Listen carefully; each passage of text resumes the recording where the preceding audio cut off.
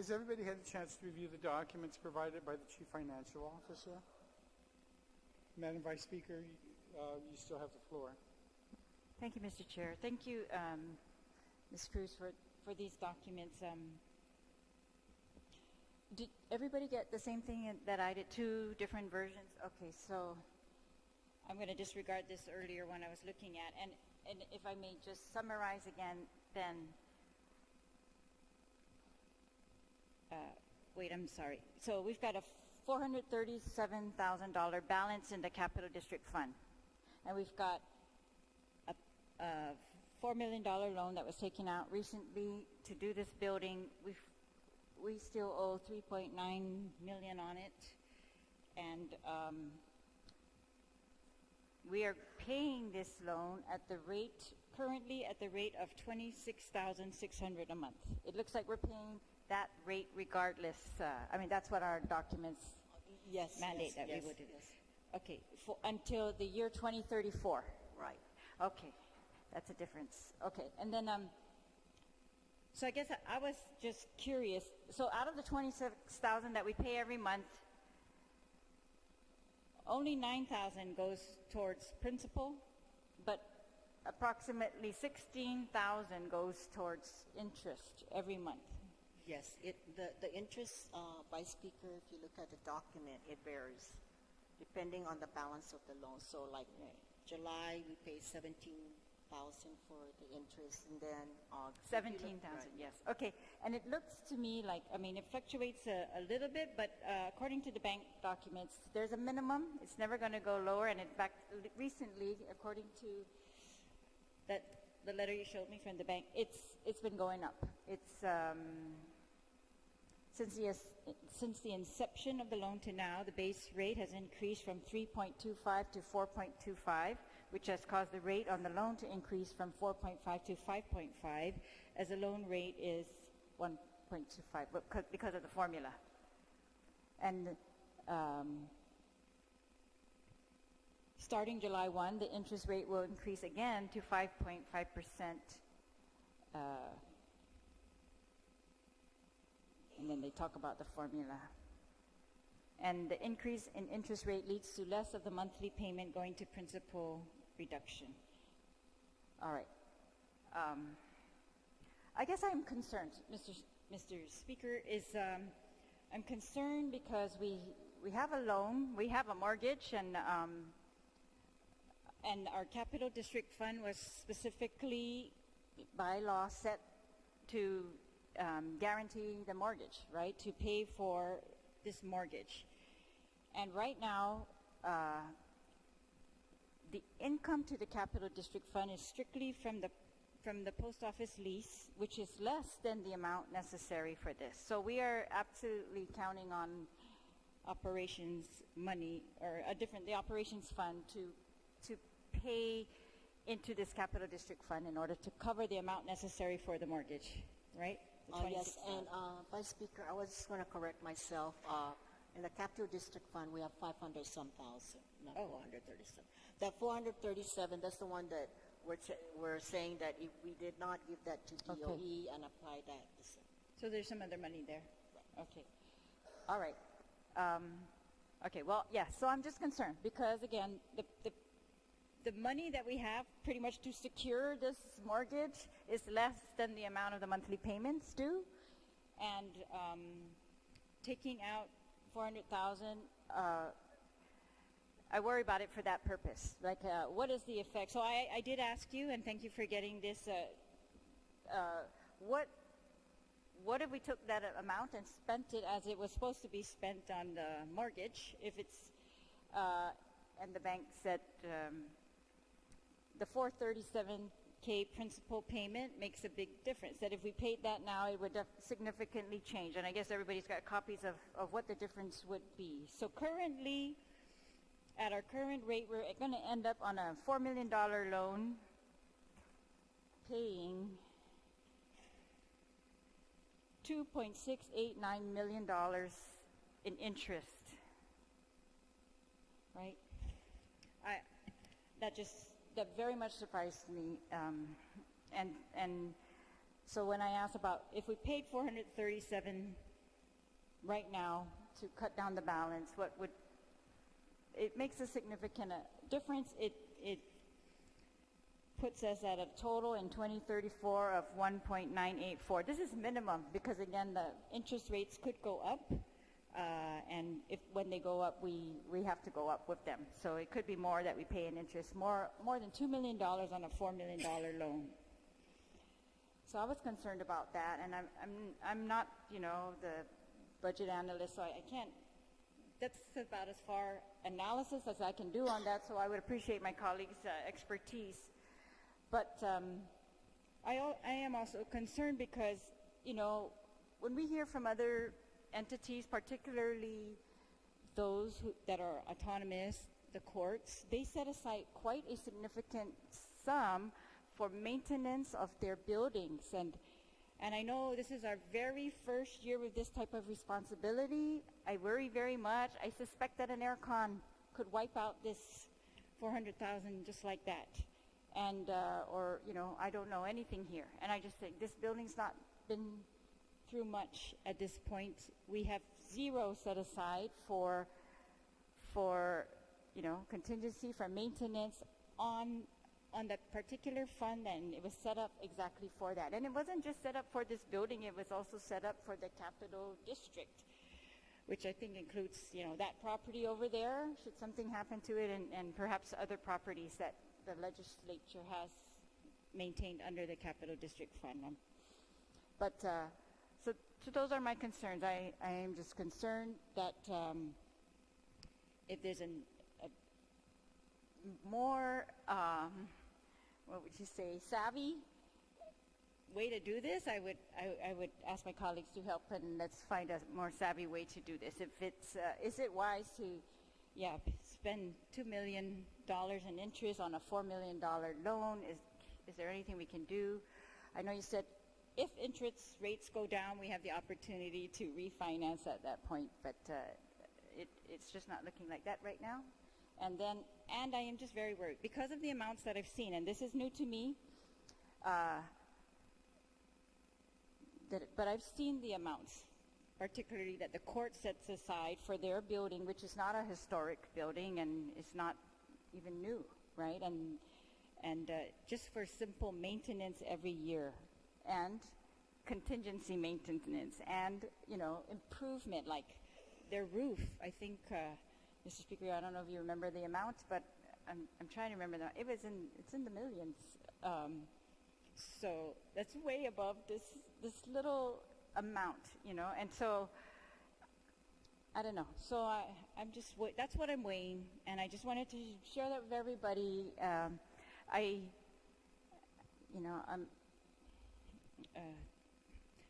That's what I'm thinking about. I'm thinking about if DOE was able to set aside money to repair its schools from any other place, and it's still able, and if it's able to go and get its appropriations like it says it's going to get, and it's able to take care of these repairs, and it sounds to me like they had to have been planning to repair the buildings, the schools. I mean, I think it would have been unconscionable of them to,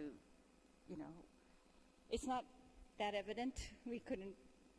So I asked a lot of questions, but I trust that with all the money that's been made available, I mean, that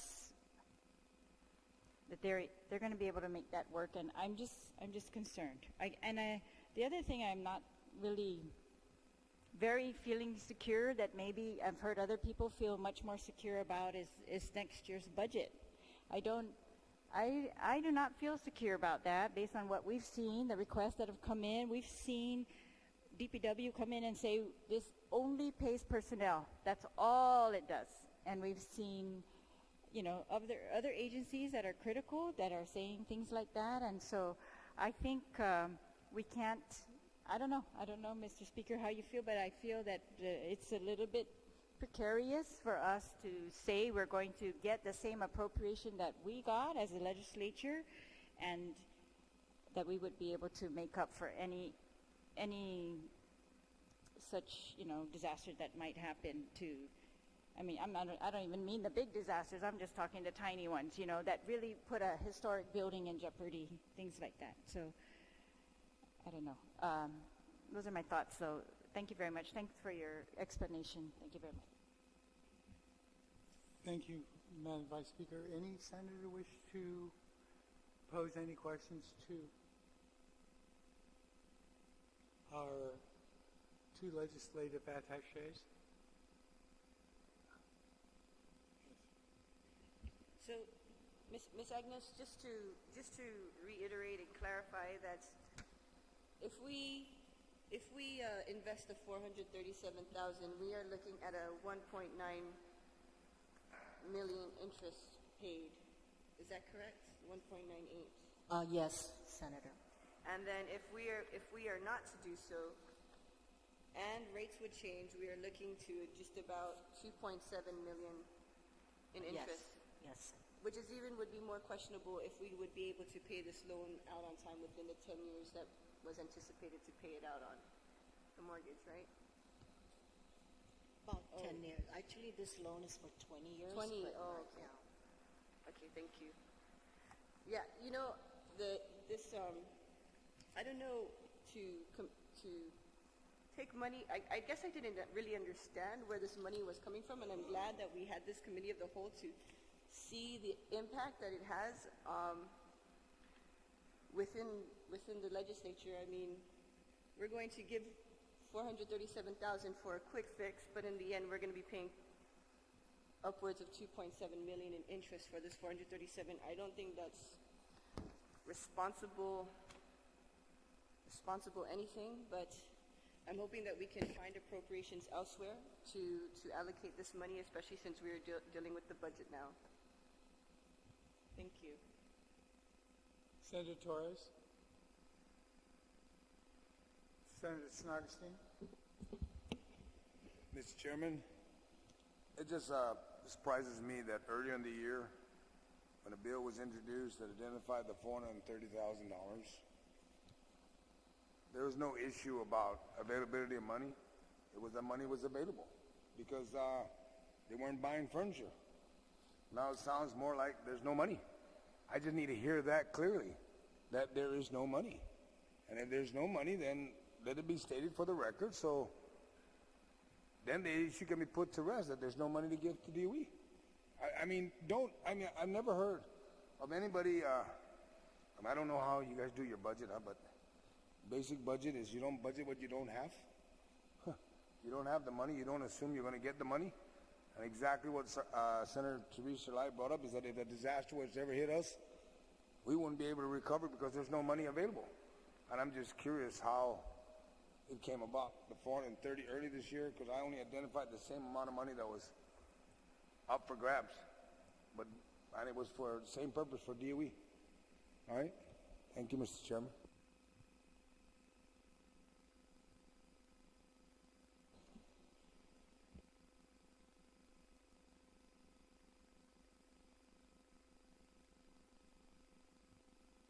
If I may, I also just wanted to just add, I keep thinking, I mean, if it's available, you know, we can send it. However, I just feel like it's just a little premature because we're still looking at this lease that expires in 2018 at the post office.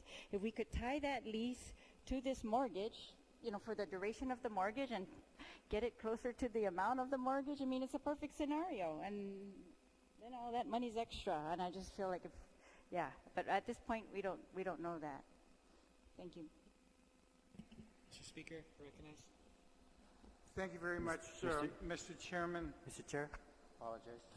Mr. Chair, I think the previous speaker was asking a question regarding a previous bill prior to Bill 87, and was there guidance provided by Central that any guidance provided regarding that amount of money that will be available regarding that measure that was introduced prior to Bill 87? Senator San Augustine, the $437,000 in savings was not planned out because that was in a previous, I guess with the contract before this term, that money was planned or already set aside to be spent for furniture. So the appearance of the $430,000+ only came because that part of the original contract for this building was wiped away. So the $437,000 that on this paper is being applied to would have originally gone towards the furnishing of this building. But those were plans that were made in a previous legislature. So that money was there, but it was set aside to go toward another purpose. So the appearance of the 430 at the beginning of this term came because of that. That has nothing to do with the central operations. That was already set aside. So now that that part of the contract for this building was taken away, that money is there. The cash would be there, would have been there anyway at the beginning of this term. And if we had stuck to the original contract, it would have already been spent. So this conversation may have not been happening in regards to this $437,000. So you're saying that the money is available, period? It doesn't impact the Guam legislature? Doesn't impact in case there's a disaster on the building? The issues that Senator Talai brought up? That's a hypothetical that we'd be unable to answer. The money is there, as stated in the session that was called a few weeks ago as well. The money is there. The savings were realized because of the withdrawal of that furniture contract. Okay, thank you. At least I know the money does exist. Thank you very much. Ms. Cruz and Mr. Alerta, I note that the documents that you brought to us are dated June the 26th. And the cover email from Mr. Camacho at the Bank of Guam is also dated June the 26th. That was just Monday. Am I reading this correctly? Yes, Speaker, because the Vice Speaker came back to me and she asked me, what would be the impact if we took that money, the $437,000, and we apply it to the principal? What would be the impact with the loan? So that's why I went back to Kevin and I asked him, I said, what if we took the $437,000 and apply it to the principal? What would be the impact with our loan with the $4 million? So he gave me one with the reduction if we pay the $437,000 to the principal versus not applying the $437,000. So he gave me two scenarios. One with the reduction of the principal of the $437,000. One if we do not apply the $437,000. And what date did the Vice Speaker make that request to you? She made the request something like last week or this week, right? I'm not sure. Yeah, I had Yeah. kind of discussed that with her since she provided me the last statement, and this was after our last session when I got some of these documents, but they weren't, we had to, kind of go over them several times because, like the last one I got was, it only amortizes up to 2020, right. not to 2034. Not to So this, anyways, so it's been ongoing since May until, that was the final one where I got the actual, if the 400 was applied. So I just got this reply from Kevin when I went in and request about this information. He just responded to me on June 26th. Before the Vice Speaker asked you to ask what the impact would have been of applying the 430 to the principal, had either of you suggested, as the Chief Financial Officer or the Chief Executive Director of the Legislature, had either one of you recommended to the Chairman of Rules that rather than introduce any bill to have the 430 go to Simon Sanchez for A&E or 430,000 to go to Simon Sanchez for repairs? Had either one of you, since the date of the cancellation of the contract in January, had either one of you recommended to the chairman of rules that this 437 be transferred immediately to the bank and pay down the principal to reduce the interest and save us 700,000? No, Speaker.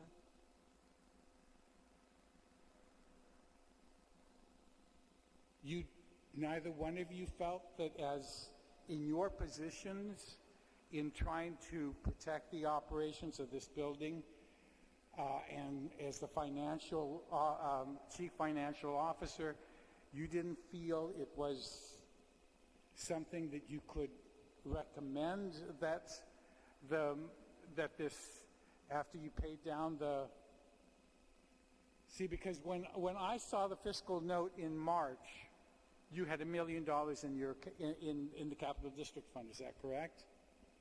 Yes. And the capital district and the fiscal note didn't put in that had mentioned that there was going to be some payments that needed to be made, correct?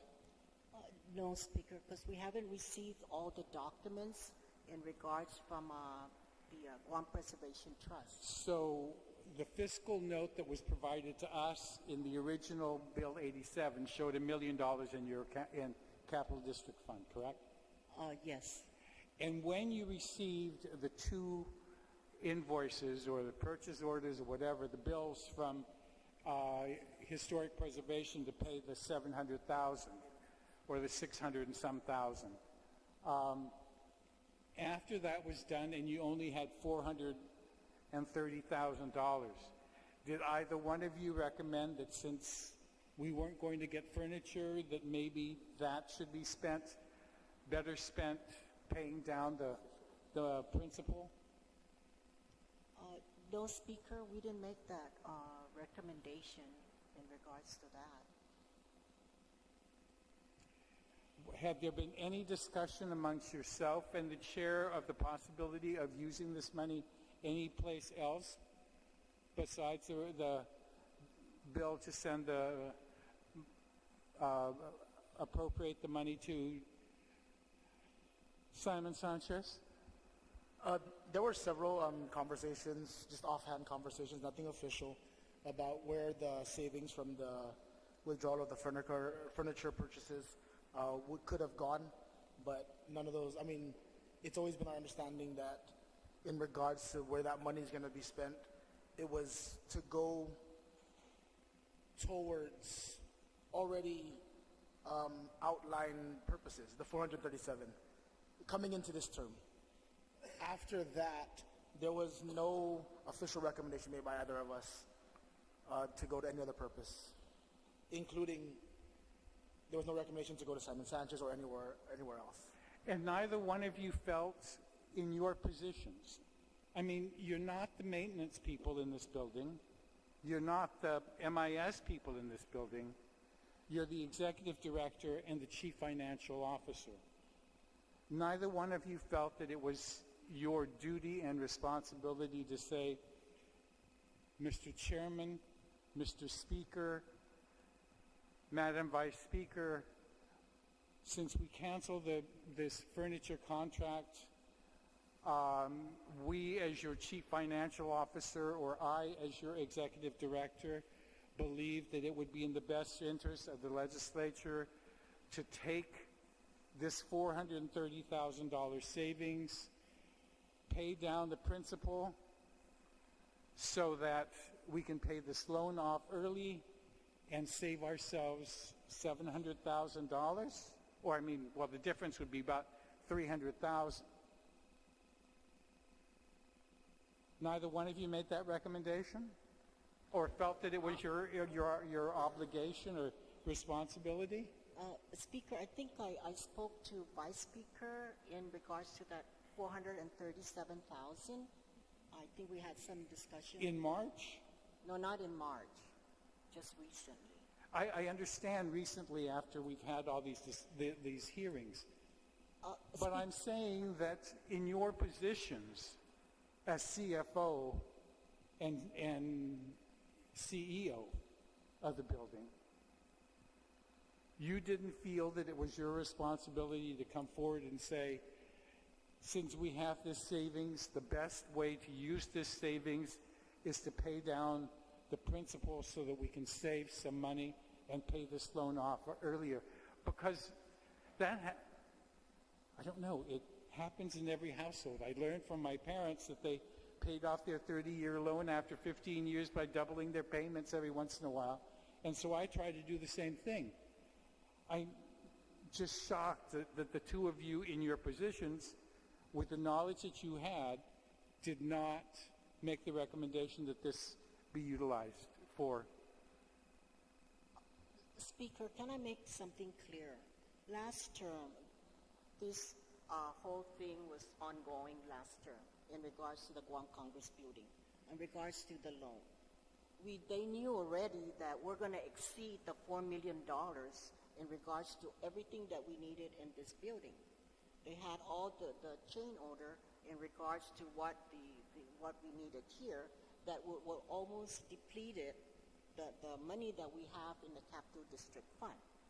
When we came to the new term, and they gave us the documentation in regards to where we're at based on the disbursement, based on the loan, and based on the additional, what we call chain order for this building, it already exceeded almost the 1 point some million dollars. That is why the new COR saw that and say, well, this but the 437,000, like the director said, that was already accounted for when we had all these things in regards to the Capital District Fund, regards to the $4 million loan, and based on what is needed here in this building. So basically, even if the new term comes and we buy the furniture, we still deplete the funds that we have in the Capital District Fund. And yes, we did not recommend that this 400-some thousand will go into applying to the loan. Did either one of you have any recommendation as to what you thought the $430,000 would better be used for? That you made to COR or to me or to anybody? I know you're not answerable to me, but I mean, did you make any recommendations on how the $430,000 could be better used? No, Speaker.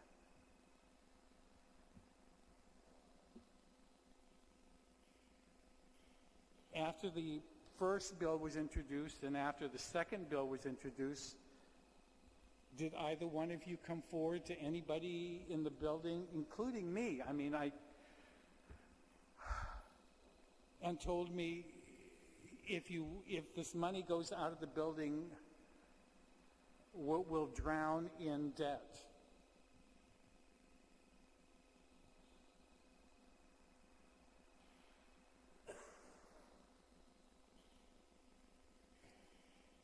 Mr. Lurdy, you testified against 94, saying it was better utilized for paying down the mortgage, and that was the first time I thought about that.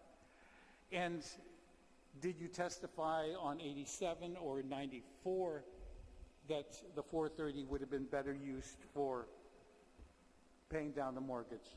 Like I explained at the most previous session, that was my mistake. It was an example I was using, and it was the wrong example at the time. And thinking back in it, I should not have said that. But it was an example just saying where money could have been spent. No, that was probably the most brilliant part of your testimony.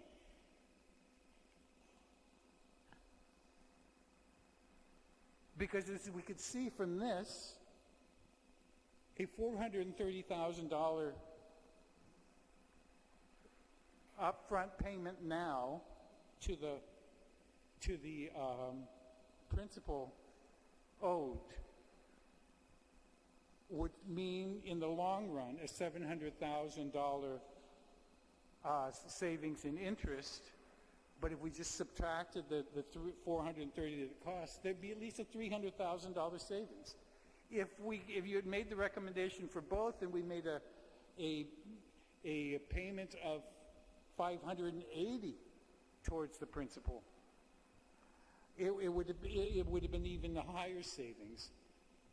So that was probably the most brilliant part of your testimony, was that it's both sums could have and should have been better utilized towards the mortgage payment than it was to appropriating it anywhere else outside of this building. It wasn't made so much as an official, it wasn't an official recommendation. It was more of a suggestion, and if you noticed in the testimony I presented on 94, and the subsequent ones on 87, and I do not recall the other number, it's always been we've always maintained that the use of this money is not ours to decide. That's, if the legislature decides on how to spend that money, then we have to respect that, and our personal feelings towards where money can be better spent or where it should be spent cannot come into play when it comes to any legislation that senators introduce. We don't want to look as if we're biased towards one or the other, saying whether this is a good. No, but you could have advised us, especially a CFO, advised us that this would have been better utilized someplace else. If it wasn't going to be used for furniture, then please use it to pay down the mortgage payment, because a $2.6 million interest payment on a $4 million loan is exorbitant.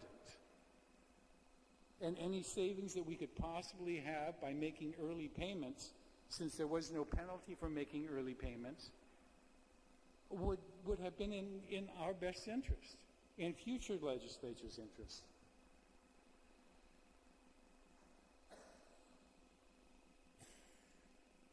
As staffers, it's your responsibility to protect your boss and say, this decision's wrong.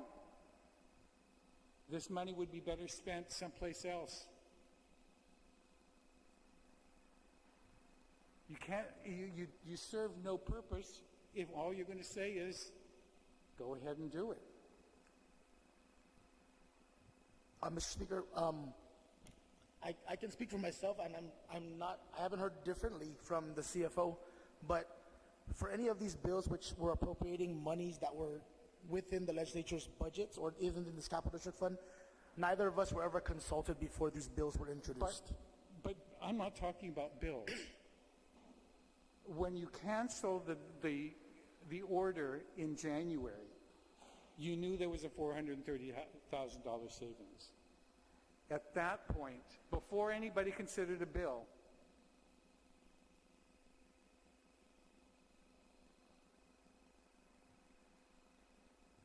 would it not have been a good idea to make a recommendation to the boss that since we made this savings, let's really take advantage of it and appropriate and pay down the loan?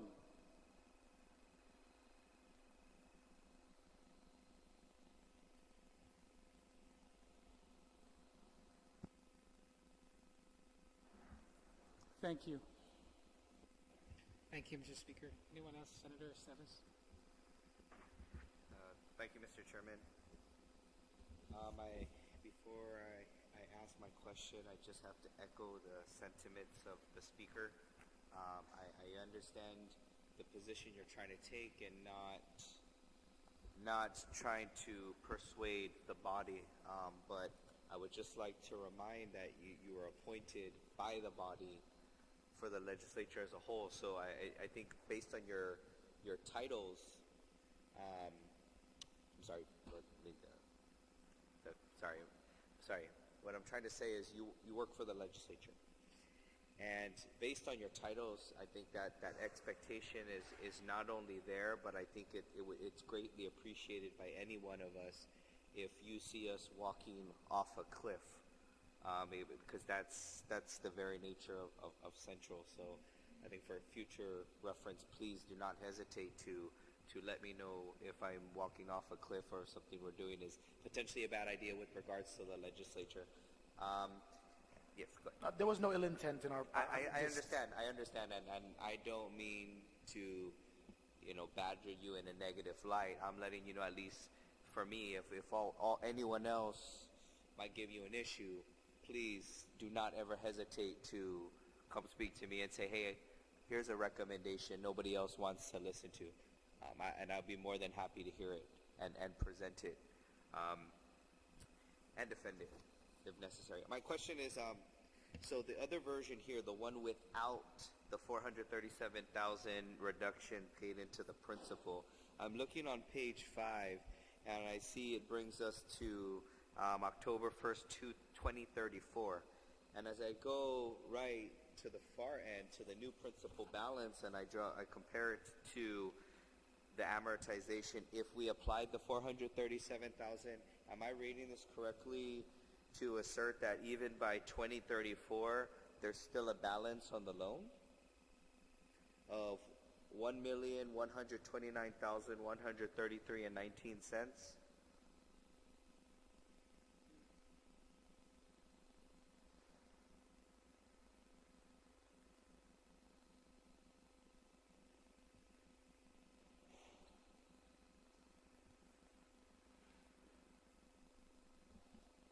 This one, Senator, I can check with Bank of Guam, but this is the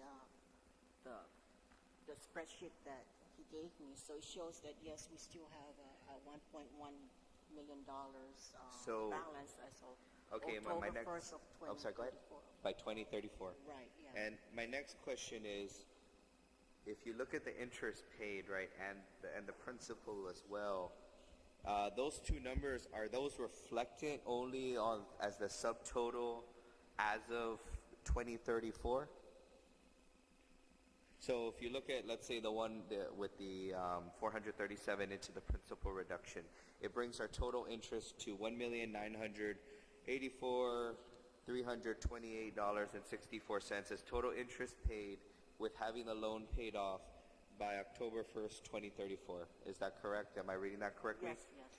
So then it would be is it a reasonable assumption that if I look at without, that same subtotal below under interest paid is going to be current to the same date, right? Reflective of October 1st, 2034?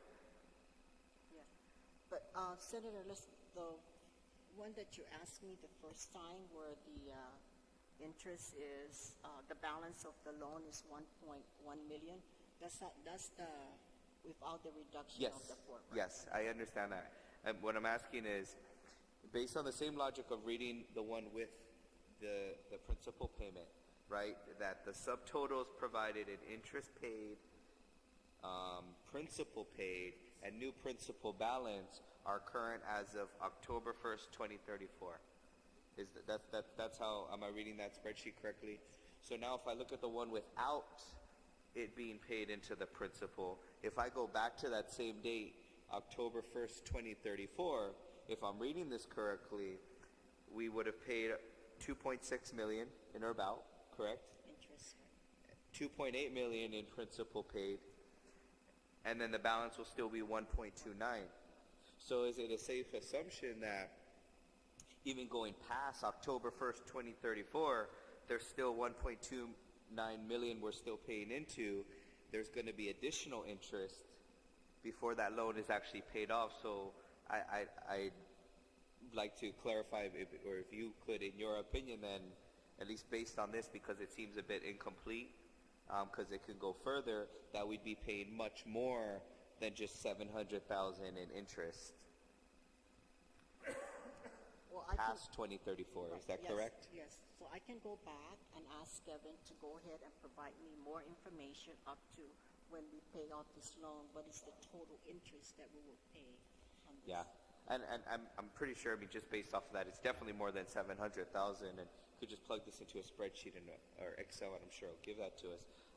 But just before we go further, I just wanted to kind of ascertain that or make that assertion to the body that we're talking about a number even higher than what we think it is right now. And I would like to get a response from Bank of Guam, because what we're looking at is by 2034, we're us still owing Bank of Guam 1.1 million, over 1.1 million, versus if we put that principal payment in, we'll be paid off by 2034. So I think that's that's substantial, and I really think it warrants more information. Thank you for that.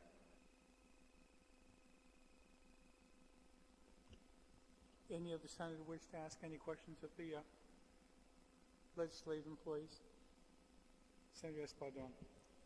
Thank you, Mr. Chair. I actually appreciate this discussion that's going on and the examination of the numbers. And the previous speaker definitely brought up some interesting points in terms of when you look at the, now I noticed them myself, and I'm glad he brought it up, because it does seem to be that after 20 years, we still owe $1.1 million if we've made no payment over and above what we're paying now. But that's not really the issue that I wanted to address, since now it's been already been spoken to. I just need to ask, perhaps the executive director might be the best one, or either one. But in terms of, because this is a brand new building, and I know it's been really hectic trying to get everybody moved in by a certain day. There was a delay moving in from the old building to in here. We didn't get in here till March, was it? Technically, and it's only really been a 3 or 4 months, to try to get everybody organized and into this building. So I've been in that position before, where I've been in charge of facilities as well, and it's crazy. So again, I don't place too much on your shoulders at this point, because you're just trying to help us move in and get the systems working and get everything going. But I guess one question I do have to ask is that through all this, in discussion with perhaps, I believe the chairman of the Committee of Rules would be the oversight on this, on Central. Is that fair to say? It is, right? Has there ever been a discussion in terms of a contingency fund that needs to be set aside for this building going forward? Just knowing full well that there may be situations, I mean, when you start talking about facilities management, if something falls off or something or again, in a bad situation, I know it's probably covered by some insurance. We do have insurance, by the way, on this building, do we not? I mean, for typhoons and things like that. But for other needs that may come up along the way, since we're only 3 or 4 months into this building, has that ever been discussed, set aside of contingency funds to be able to Yes. handle those situations? Yes, Senator. The CFO has been very diligent, and in previous legislature, she has established a reserve fund. So there is money that's set aside every year from the savings of the central operations that go towards a reserve fund that is set aside not only for, I guess, if anything happens to the building, but also in terms of if payroll or any of those issues that aren't already planned or budgeted for happen to arise. So there is a reserve fund. Okay, so is there any amount that was talked about, or is it worked in terms of percentage of what our budget may be? No, Senator, there's no amount that is spoke about, but like I said, any cost savings that we have at central operation, what we do is we take it at the end of the fiscal year and we put it under a reserve fund. So right now in our reserve funds, we have like 300-some thousand plus additional 126,000 by the end of the fiscal year for the savings of the rent that were Okay, on the and those old building. reserve funds are essentially reserved for what? Those funds are reserved for anything like if Central has any kind of shortfall or anything that we need at Central, that's what we use. Okay, but none of them were specifically set aside for a contingency fund just for the building itself? No. Okay, but basically there was a fund there that you could tap into, or we could tap into, should we need any kind of repair to the building or additions to make operations more efficient? And Yes, whatnot? Senator, we will, those funds can be tapped for that. Okay. And on the post office, who has, I know that the legislature basically has control, and that's under the legislature's jurisdiction, the rental of the post office. Who in the legislature, and it might be you, I mean, don't be, who has oversight of that in terms of who's the building manager there on our side? Who basically talks to post office? I mean, if we're the landlord and they're the tenant, and the tenant has a problem, who do they talk to? On that, it would be the executive director. Currently on this new contract will be our current executive director until the contract expires. So eventually he could be the one, or before it's our sergeant of arms, but basically it was the executive director Okay. who have in contact with the post office, Okay. plus whoever is the COR. And how long is normally the contract on the post office? 5 years. It's usually a 5-year term. Since the executive director has not been executive director for a very long period of time, I'm going to have to ask you then. Has there been any occasion in the past where our tenant, the U.S. Postal Service, has had to come to the landlord, which is the legislature, to ask for improvements or to help renovate or make improvements upon the building because it might be in a deteriorating condition or whatnot? I'm not sure, Senator, it Okay. has to do director, but so far I think our contract is whatever renovation they need to do or anything, it comes out from their side, not our Oh, side. they have Right, to yeah, I take recall. on all that responsibility? Okay. Are you certain of that? Yes, if I recall, but I can check on it, I'm not sure, but Well, so I- far they haven't I- come back I've- to us, I'm not I sure. remember inquiring about that at one point. I had been involved in the negotiations for one term, but every other term, I was not included in the negotiations. And so subsequent to that, I had asked, there was a bunch of renovation being done, and I had asked, and I was told that we were doing that, or it was requested by the tenant. So there may be exceptions to that where they're taking responsibility. Right. I know that at one point we had to paint the building, so it was our maintenance guys that did that paint the building, right? Right, I remember that, but I'm talking about more structural or anything No, else. they- Because normally, if you're the landlord and there is a structural issue or things like that, then, maybe after an earthquake, there's a crack in the ceiling or whatever it may be, then the landlord normally is the one who is responsible for making sure that the facility is safe for the operational use as it was intended. I'm not aware about that, Senator. All right. And the only point I'm trying to get to in my mind is that if we don't have any funds within the Capital District Fund, right, to be able to set aside and prepared to address that situation, then what would be our recourse? In my mind, that would be the question. In other words, if we give away the $400 thousand, and we're going to be left with what, about 30,000, 70,000? What would be the amount if we gave away that? About 30-some thousand. About 30-some thousand, right? Then there really is no reserve because the Capital District Fund is exactly for that purpose, right? And according by law, right, it shall be dedicated and used solely for the repair, restoration, renovation, or refurbishment of the Congress Building or other Capital District properties in compliance with the Capital District law, basically whatever falls within the legislature's jurisdiction.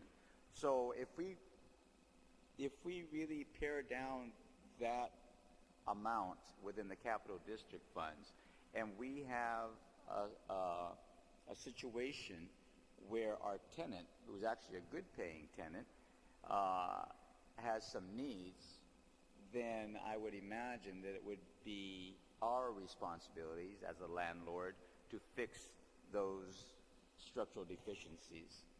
And so, I just say that for our colleagues in this room because, again, it seems to be wise management practice to at least have something more substantial than just $30,000 in the Capital District Fund, not just to address the needs here in this new Congress building, but also perhaps to address the needs of our tenant. Otherwise, they could potentially move out.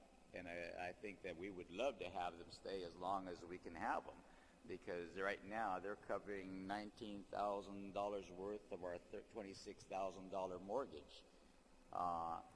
And that's just the point I wanted to drive home by asking these questions. It's a consideration I think we need to at least mill around in our own heads to, again, look at what is the wisest thing to do with this money. And again, that's not to say that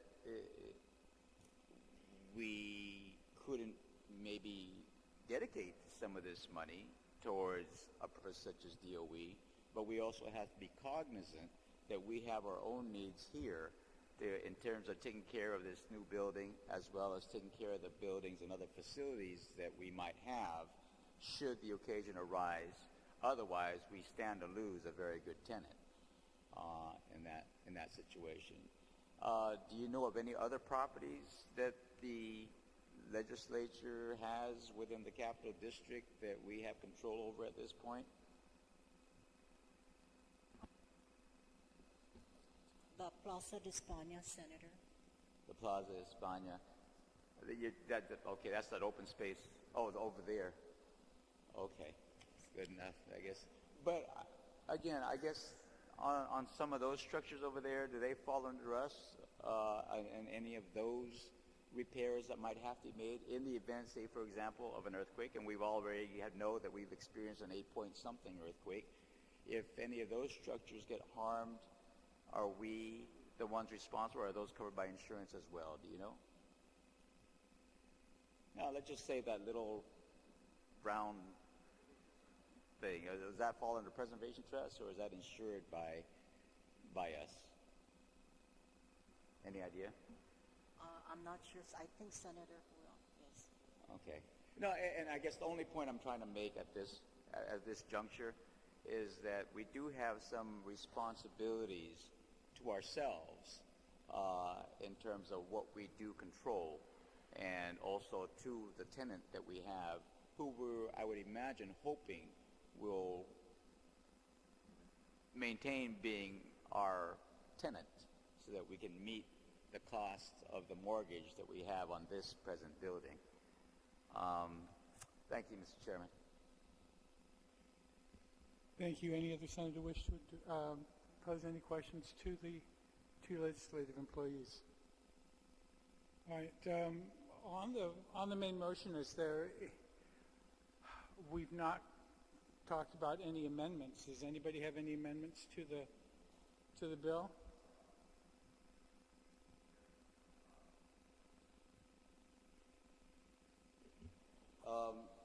May I? Please. Thank you, Mr. Chair. Actually, I'm not sure if it's an amendment at this time, but I do have a question. And again, it's a shortened version of what we've seen before in the past, in the original 87. In essence, on line 6, it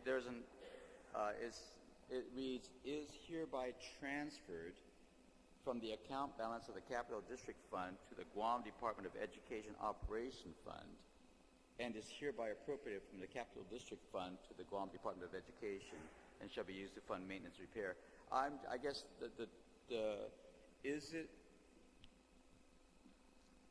does it need to be transferred before it's appropriated, or can we just appropriate it straight?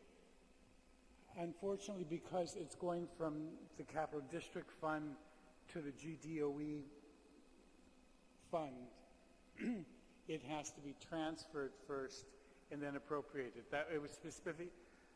It was specifically written that way to make it, to have it. Otherwise, it would have gone into, we could have transferred it, we could have appropriated it back to the general fund, but that's a black hole.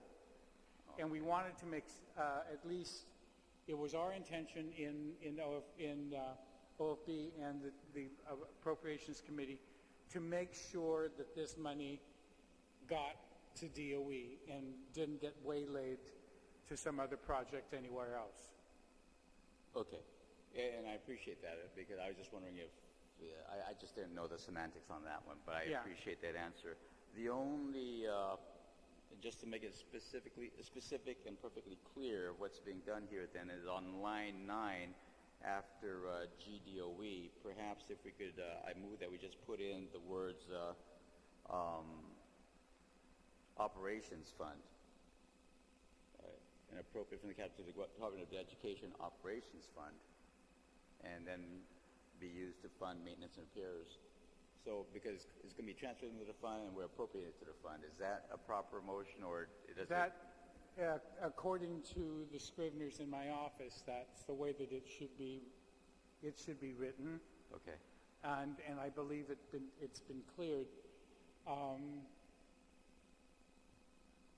I'll defer to your... We wanted to make sure it got to DOE. Yes. So the question is, do you want to give them flexibility, or do you want to give them specific to DOE, to Simon, or does that matter? I'm not making that amendment, Mr. Speaker. I was just actually asking about the transfer and the appropriation and the language involved. If somebody wants to do that, I'll let them handle that. No, our scriveners agree that that's because it's fund to fund, it had to been the transfer and then the appropriation. Okay, thank you, Mr. Chairman. Then I have no amendments to make to the bill. Any other senator wish to address the Bill 87 as it's currently before us? Okay.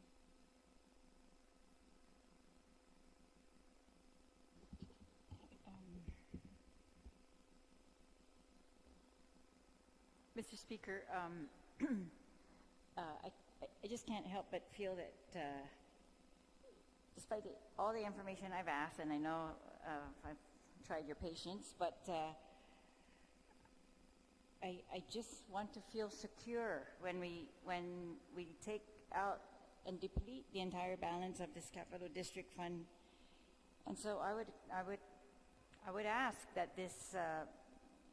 I guess I would make a motion that this bill be moved to the inactive file, and that just to give us a little more time, and if in a month we come up, the director or whoever is in charge, I think we're going to need some consultation just as to what is a reasonable amount for a capital management plan for a building like this, and if we can secure that, then hopefully then we will know a much more secure balance of what we can do other things with.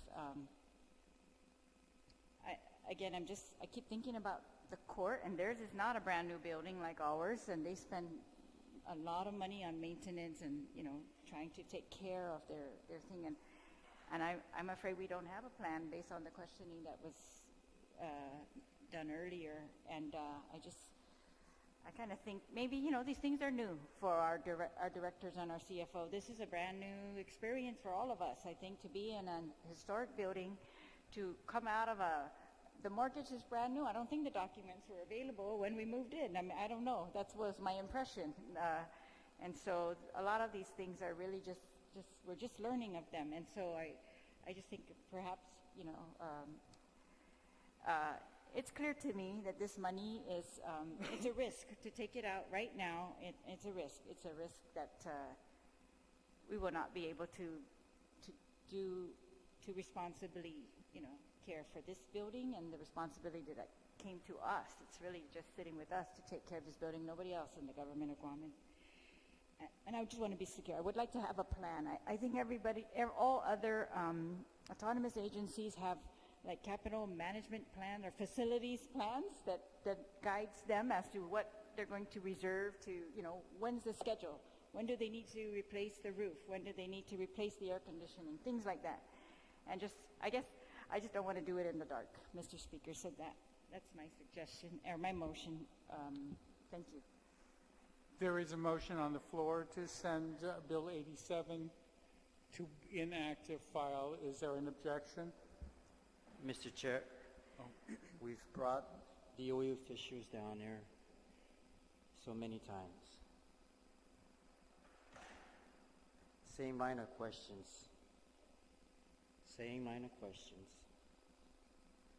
Publicly, there's two measures out there that addresses DOE's needs. I don't think we need to move this to the inactive file. I think we, put it up for a vote. It's been out there in the public many times regarding this funding source. We've dragged central operations staff through a lot of line of questioning. I'm not sure what else we need, but it's either we vote it up or we vote it down. And that's why we have to address this motion. There's been an objection. All those in favor of the motion to send the bill to the Mr. Speaker, can I speak on the motion? yes. I support the motion, and I support the motion for two reasons. One is we sat here for hours listening to DOE's needs, DOE's plans, but what I want to bring us back to is the very nature of the funds that we're trying to appropriate. This Capital District Fund was established in 2008, and over the course of about 9 years, it's accumulated about $1 million. Over $1 million, over the course of 9 years. We expended all but $480,000 thereabouts when this building was built. This building is barely 6 months in use, and already we're exhausting the one security fund that we have for the maintenance. Maybe the idea is, well, the funds are there, send it somewhere else. But what I want to bring us to is the fact that these funds are so restrictive by design. In 2008, when they created the Guam Capital District, which encompasses essentially 5 properties in this area, this Congress building, the Skinner Plaza, the Plaza de España, the old admin building was demolished, and the post office. And then this Capital District Fund was created so that the monies are dedicated and used solely for the repair, restoration, renovation, or refurbishment of this building or other Capital District buildings. It is so restrictive that if you recall in 2016, there was a call for the Office of the Public Auditor to audit our use of these funds, because it was alleged that we were using these funds for operations to pay an annual lump sum payment of leave. And it was so egregious to people that we would touch this fund that they called on the OPA to do an audit. Why are we not as concerned with this fund and the nature of why they established these sorts of funds? It took how many years? 25 years to get this building to where it's at. Some of us don't care about the history of this building because we're not a part of it. Others of us were raised by people who were a part of it, and it is so sentimental to us. And I spoke to many of you previously about how moved we were when we had the ribbon cutting here. All the people from the past speakers flowing into this building, feeling the significance of how we arrived at restoring this building, which was so important to restore at great cost to the government. So yes, there is a need at DOE. But yes, we also give the lion's share of the budget to DOE. But I just want to end with this. I've kept quiet this whole time, but this is nagging at me, and I don't want to end this conversation without getting it off my chest. We want to set a precedent in our government for sustainability. We want to set a precedent that we are going to invest money in buildings, we are going to have a maintenance plan, we're going to set aside money, and we're going to do what we're supposed to do. We've done a very bad job of following that example. But we as policymakers, as senators, can stick by that rule with our building. We now have $400,000 measly dollars left in that account. Measly in light of what the potential cost of a repair to this gorgeous building can be. We don't want to repeat what we did with Simon Sanchez. We don't want to repeat what we did with Southern High. Southern High was the crown jewel of schools, but we didn't do it right. We can go down that road of not doing it right here. Or we can decide now, We are a body that's going to stick with what the plan is. Not our plan, but a plan put in place in 2008. A plan that helped bring this building back into existence and operation. A plan that made this building, which is so sentimental to those of us who grew up here and grew up with people who served here, who have ties to the people in the first Congress. This is the epitome of what government is on Guam, of our local governance. I'd love this building to be the building that doesn't fall into disrepair, that doesn't fall into all the bad patterns that we've had as a government because we can't discipline ourselves. Yes, there is a pressing need. I don't think anyone here can say they don't care about those kids. I don't think there's anyone here that says I'm going to turn a blind eye to maintenance. But we've also heard that they have ways of accomplishing that. I didn't hear that the schools are not going to open if we don't do this. I didn't hear that.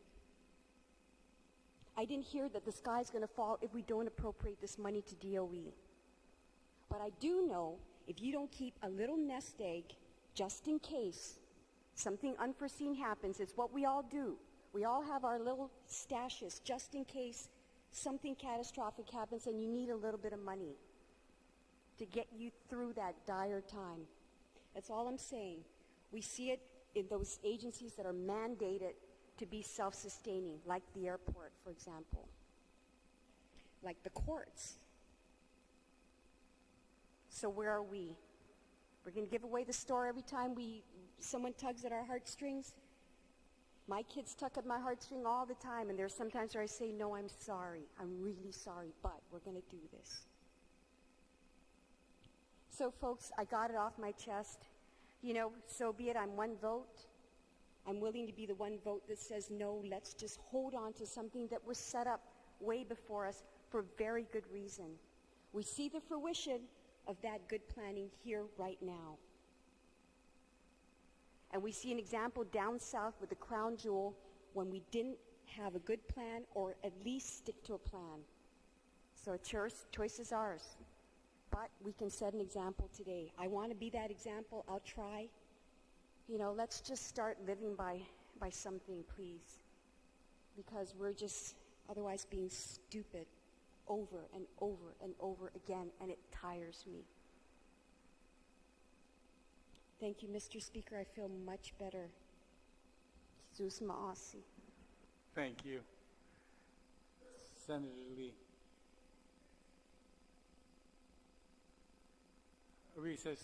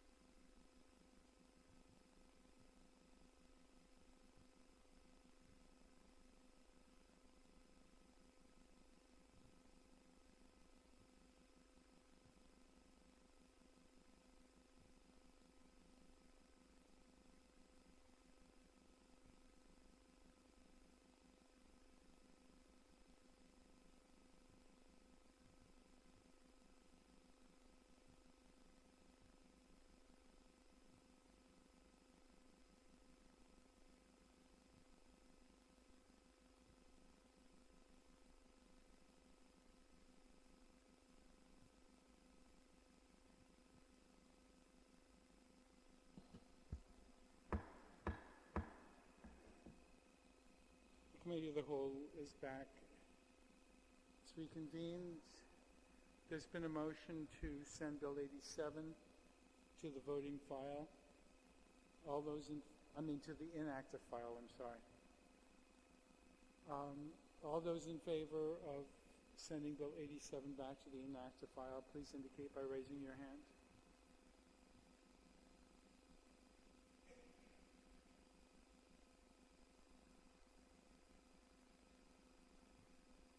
Motion fails. 87 is still on the floor. Are there any amendments? Mr. Speaker, I have a point of inquiry. What is the likelihood of the legislature getting an appropriation for $50,000 a year for maintenance of the Capitol building?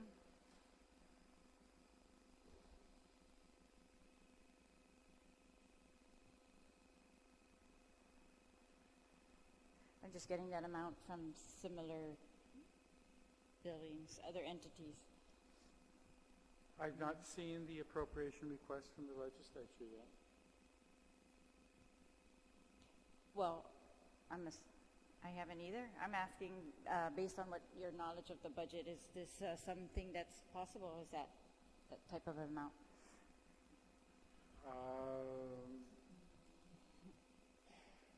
Funds are going to be very, very, very tight, and there isn't going to be much wiggle room to be able to provide for those kinds of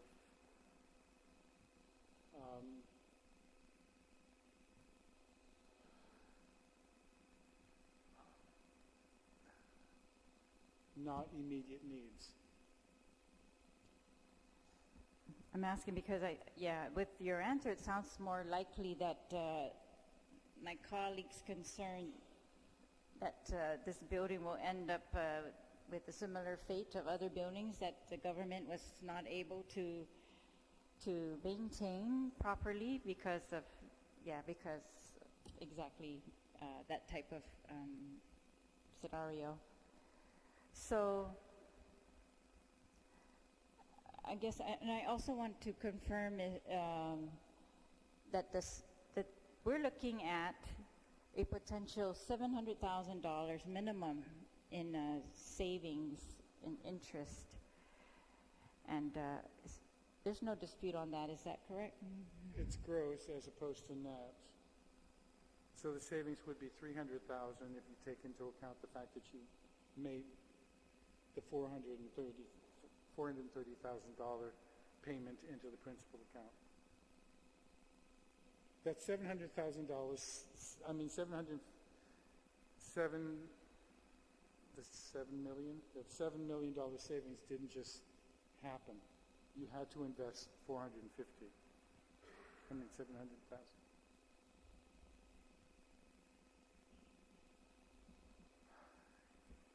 Is there, is it possible in the DOE budget for 2018 to specify an amount that goes towards capital improvement? I guess if by that time the Simon Sanchez procurement has not produced for GDOE the list, the maintenance plan that they need and the additional money, I can't understand how that would happen, but then, aren't we right on the verge of that RFP being, is it, I'm confused, is it? July the 7th. July 7th, yeah. It goes out. Okay. And so by the time the FY18 budget, we will know, or we should know, whether they were able to secure a contract or at least a plan for as they indicated here, their plan was to do that they were going to use that Simon Sanchez procurement to take care of these other schools. And so we will know when we do the FY18 whether that was done or not, and if not, we also have the option of putting in the FY18 a specified amount to do that, as opposed to just giving them the lump sum and you know, taking the chance that those repairs are not made or the school safety issues are not taken care of during FY18. And so I think it's consistent with their plan that they were going to take care of it via the Simon Sanchez procurement, and that would be the time frame that they were looking at. And the FY18 budget process is right around the corner. In fact, it's in the same time period. And so we've got two avenues to truly address this, consistent with how DOE had planned it to be addressed. We could accept, if you listen to today's, and I think it makes it... I didn't listen, Mr. Speaker. No, this morning's statements by the superintendent, that he just came back from Washington and was told that they'll be short $8 million in federal funds. So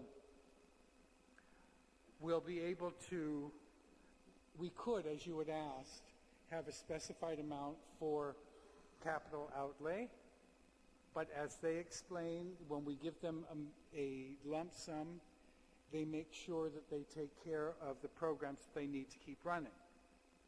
And so it'll be a capital outlay specified amount or deed. The after-school program, because that's one of the programs. And any of the 8 million and all of the employees that are employed in those divisions that aren't going to be funded by the federal funds. I'm not sure if we want to make the decision on sayonara to those people, or I don't think that's what's being proposed today, Mr. Speaker. And I also heard that interview with him on the radio, if that's what you're talking about. And I thought I heard them, between the host and the superintendent, also discuss the timing of that, and that they were not going to know anything about that immediately. Yeah, and that it would not take effect for a while. And I'm also wondering, I mean, if that was the case, then, you know, are you proposing to reconsider this Simon Sanchez procurement? I mean, because it's my understanding this is the plan that the government of Guam, I mean, I've been frustrated today. I'm sure many of us have. And I was worried that DOE just was not planning for their facilities, was not maintaining, like we're proposing to do with our facility, was not maintaining theirs. And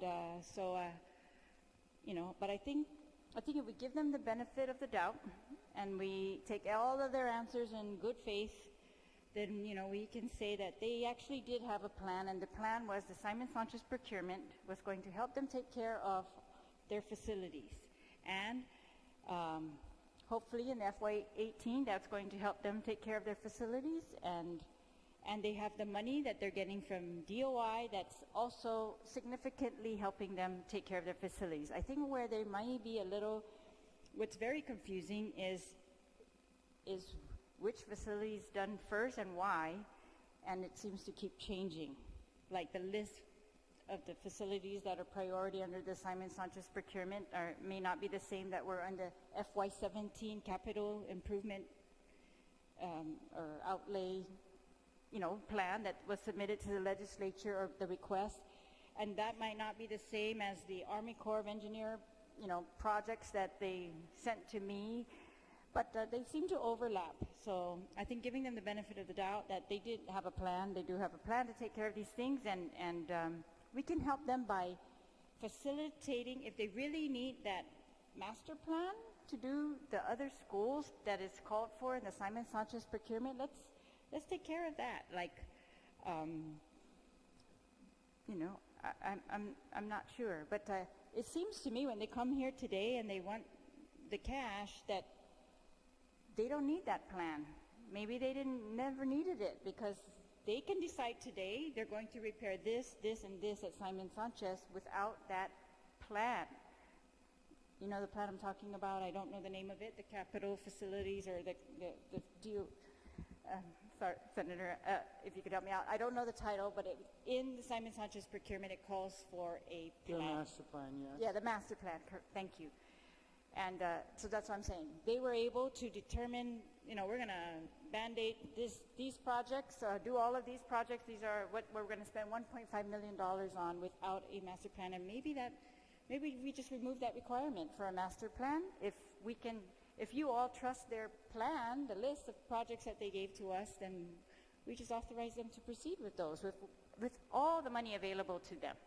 The money they juggle, the money that they're owed, that they are very confident they're going to receive from the general fund, according to DOA, from any other DOI money that's made available, from any other money that, the governor might be able to find in savings in an agency, that all of those things are available to DOE. And if something goes wrong with Simon Sanchez procurement again, we're going to have to take care of that in that FY18 budget for sure. So I just think that's going to happen in July and August. That's right around the corner. I don't know. That's my proposal. I think it's a reasonable way to proceed in light of the severe restriction on this fund and the potential savings that the government of Guam could achieve by applying this restricted fund as it was intended, and because of the huge risk I think that we take by transferring that amount out away from this building, that we won't be able to adequately maintain it. Without further information, that's I think where we stand right now, Mr. Speaker. Thank you. On the motion, Bill 87, as is. Anyone wish to address the chair?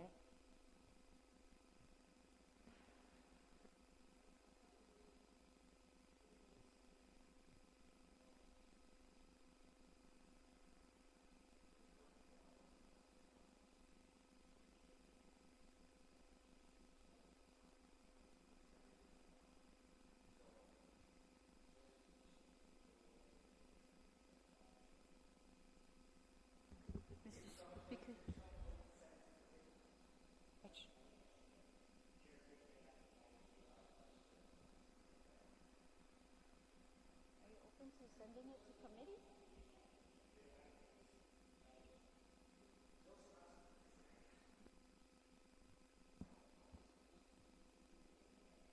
You need to turn on your mic. Mr. Speaker, if our colleagues here are identifying another source of funding, of course it's got to go back to committee because it's not germane to what we've discussed on the bill.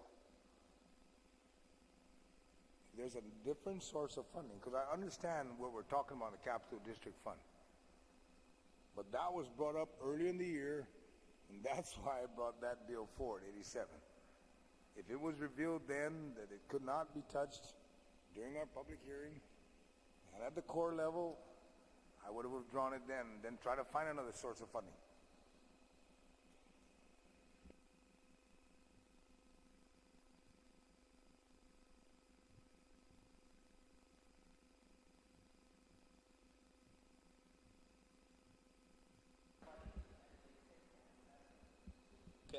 The question is, can it be touched? That's the question. Or is it can only be touched if we say so? But as I understand, the statute and the law says it's not to be touched, and it just becomes a purely legal question whether or not we should be touching it.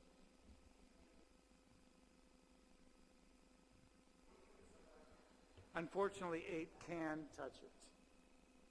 A vote of 8.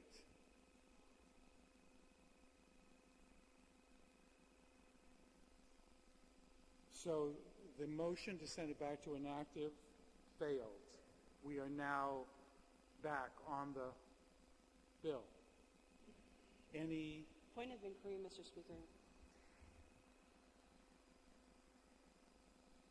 Is there a way, because it's coming from the Capital District Fund, is there a way that we can find appropriation for this money legally, which is the most prudent thing to do, and put this bill back into committee.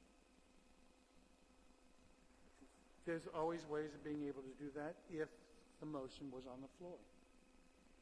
Okay? I would like to make a motion to appropriation for this $430,000 so that we do not touch the Capital District Fund in contrary to its statute and laws as is, and send this bill back to committee. A motion has been made to send the bill back to committee. All those in favor? And may I add, Mr. Speaker, it's not about who wrote this bill. It's not about where this bill came from. The bottom line is, for some reason, a lot of us want to give to DOE. So if we can find an appropriation for this $430,000 and still uphold the law that this Capital District Fund was created for way before our time, then I'd like to make that motion. Speaker, I have a question. Oh. Yes, on the motion. Okay, on the motion. As to the other source of funding, is it, if we ended a fiscal year with a surplus, does that mean that, can't we just appropriate then from the general fund to the Guam Department of Education an amount that you as a committee, the It would be from OFD chair is It would able be to from the determine? legislature's fund to the, No, to I'm do- saying to, her motion is to send it to committee to find a different source of funding. And I'm proposing, we have a source of funding, which is the general fund, which general fund? if the general fund, if the reports are correct that there is a surplus, and I think that was an audit, that there was a surplus or something, can we appropriate of then order. from that surplus? Point of order, Mr. Speaker. The motion can only be to send it back to committee. And then furthermore, it'd be a moot point, and I respect what she's saying, what the retiring speaker was saying, but either way, if we change the funding source, would still require a new public hearing anyway. So really, the only motion is to send it back to Mr. committee. Speaker, earlier you ruled that it was not a material difference to change where we were appropriating the money, different things like that. So I think it's To, not possible that from. we could, by 8 votes, notwithstanding those rules, absolutely come up with a funding source for DOE right now. That's something, and I guess that's. Mr. So Chair, I'm making Let's that address, Mr. Chair. there's been a, there is a motion. Let's just vote. All those in favor of sending the bill back to committee indicate by raising your right hand.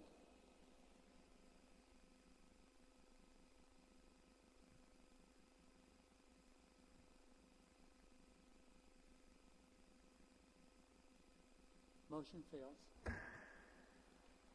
Mr. Chair, like, Senator Morrison.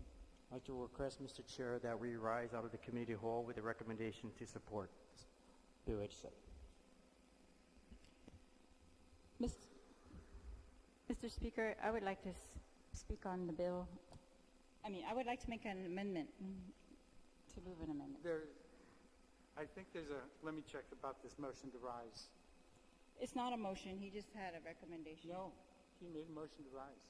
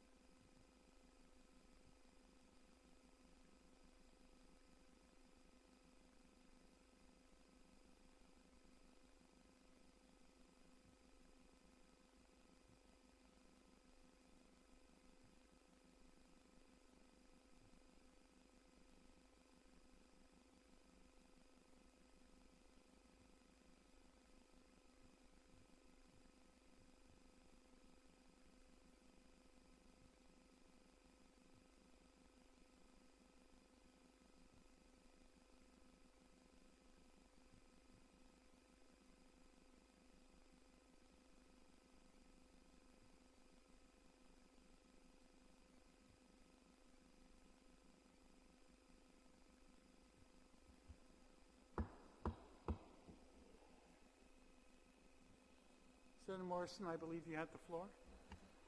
Thank you, Mr. Chairman. Mr. Chairman, I stand corrected to correct my motion, and I make a motion that we rise out of the committee with the recommendation to place Bill 87 in the third reading file. That motion, there's a motion on the floor.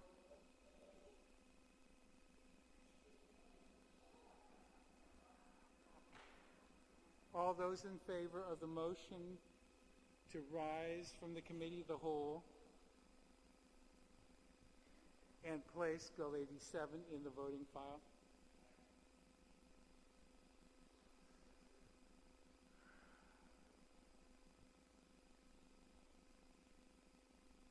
Motion passes.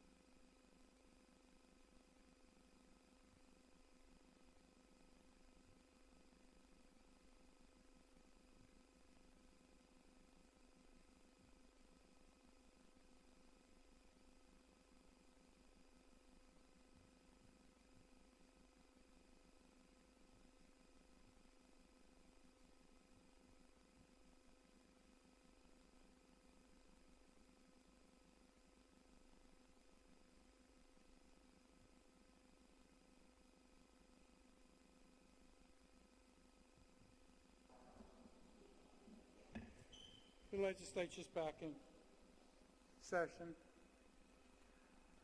Mr. Majority Leader?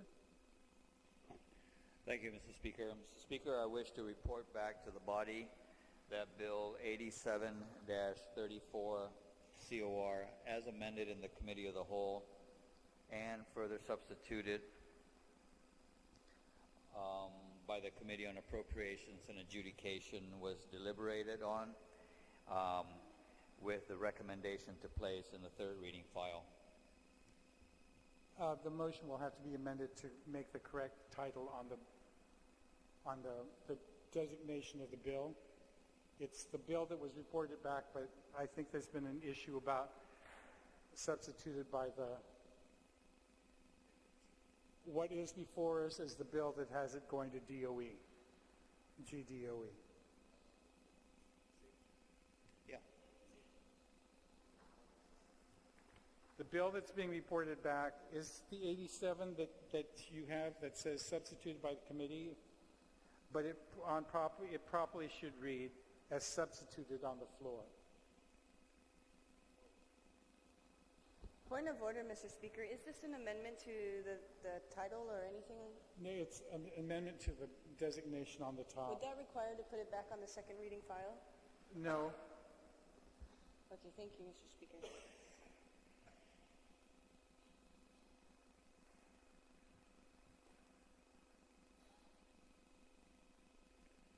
Thank you, Mr. Majority Leader. Point of order, Mr. Speaker. Can we just get clarification from legal if we can put, if that requires to be placed on the second reading file? We are correct. No,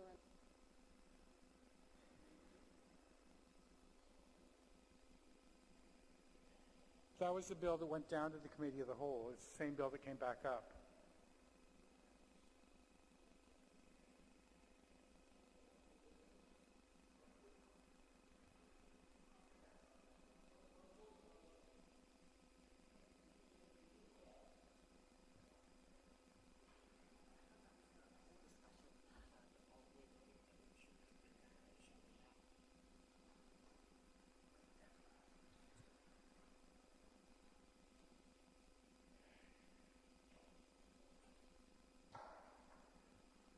You may, as I understand it from legal counsel, it's the same bill that we had discussed earlier, shouldn't have been designated by the Committee on Appropriations as substituted. It should have been substituted on the floor.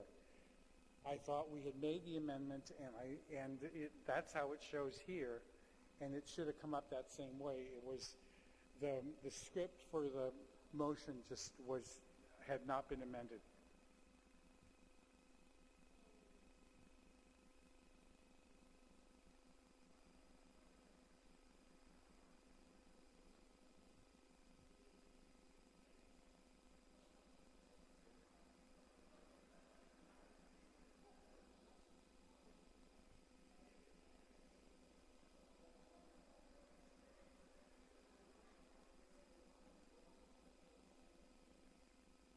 Okay, thank you, Mr. Speaker.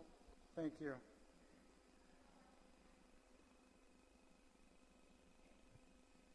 The next bill on the agenda is Bill 97. Senator Rodriguez.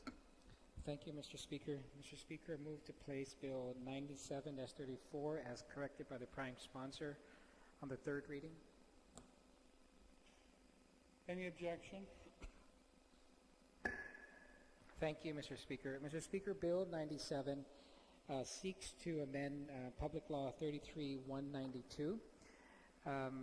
After the bill was passed late last year, it was discovered that the lack of flexibility for the Guam Fire Department and Public Works to carry out the intent of that law, which was the application of the 2015 sections of the Guam Fire Code and the Guam Building Code, was needed. And so we moved to have this amendment done. This was, of course, supported by Department of Public Works and the Guam Fire Department. That's for one section of this measure. The second section, Mr. Speaker, seeks to prohibit the use of sky lanterns. This also, Mr. Speaker, is a section of the 2015 Fire Code that also seeks to prohibit the use of sky lanterns. And so because we haven't adopted the 2015, we're still in 2009, in consultation with the fire department, it's their recommendation that we move towards adopting that section to prevent any fire or any other disaster. So I'm asking my colleagues for their support on this measure. Thank you very much. Senator Ada? Thank you, Mr. Speaker. Mr. Speaker, I rise in support of the bill here. The amendment being made will take care of a lot of the misinterpretations or the difficulties that has resulted by the phrase "for all new constructions." At the time that this particular matter was being discussed in the previous term, it was understood that construction that was current, that was still work in progress, and as a result have not gotten full occupancy permit, was to be considered as actually new construction, but apparently it somehow or other something got missed in between, and so at any rate, the correction that's being made here will take care of that. It does not compromise anything with the insofar as the fire codes that are involved, and so I urge my colleagues to support, favorably support the bill. Thank you. Any other senator wish to be heard on the bill? Senator Nelson. Mr. Speaker, I just asked for a quick recess because I received emails regarding this fire code that was transmitted from Chief Burrier, and also regarding Jusitani situation with the fire code. So if we could have a quick recess so we can review this email that I received.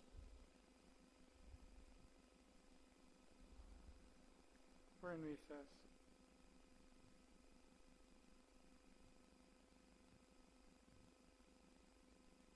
We provide all the members copies.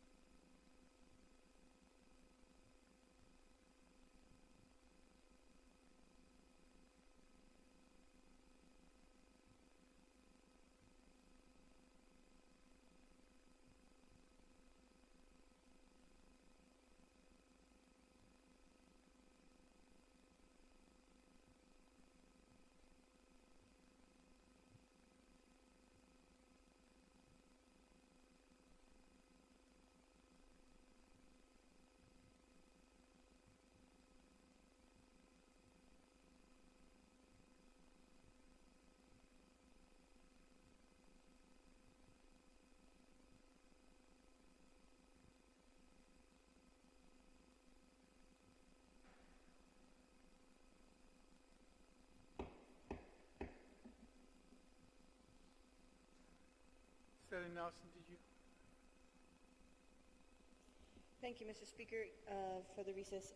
You know, my concern about this bill is that, after speaking with the sponsors, is that it changes the egress requirements. And in this email, a certain business is allowed by law 1,100 people as 1,100 occupancy. Now, my only concern is that, of course, there are additional measures in place that they would be able to up their occupancy to greater than that. And for me, that is a safety concern.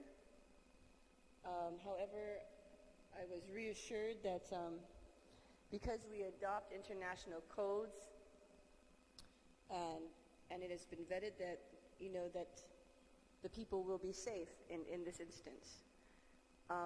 Another concern I have is that sometimes developers, they cut corners and they anticipate a code at a later date that would be less flexible and does not require them to invest the whole dollar for the people's safety will be implemented so that they can save a little bit of extra money. But again, I was reassured that this is not the case here and that this bill does allow and holds accountable businesses that this bill will entertain. So thank you, Mr. Speaker. Thank you. Senator, any other senator wish to be heard on the bill?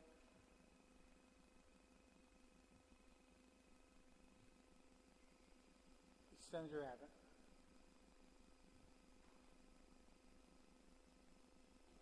Thank you, Mr. Speaker. Mr. Speaker, I want to rise again. I mean, the concern that the retiring speaker has raised about, fire safety and all that certainly is something that should not be taken lightly. We saw what recently happened in England, and we certainly wouldn't want that. And so I've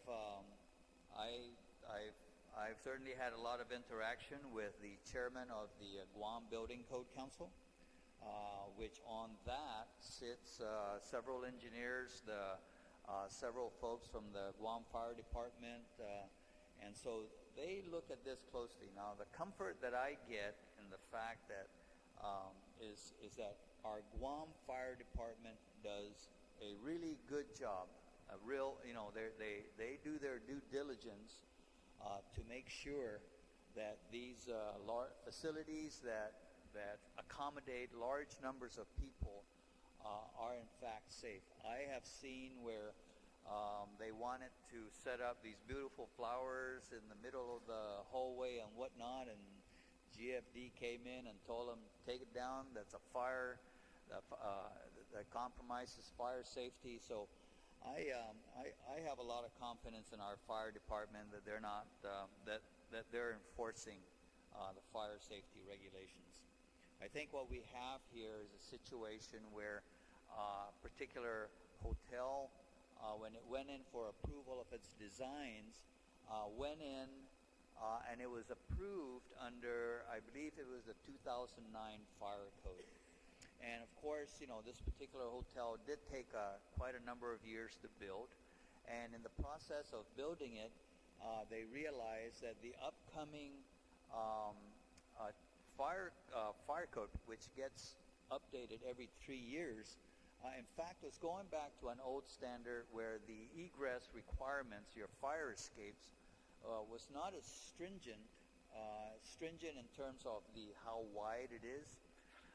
And so it allowed really a narrower fire escape, but that had to be also supplemented with additional fire warning systems, so that people aren't, when the fire alarm goes off, people just kind of sit there and look at each other like, oh, it's another fire drill, or it's probably a fire alarm gone haywire. But there's actually today's technology There's actually the voice activation that says, "This is not a fire drill.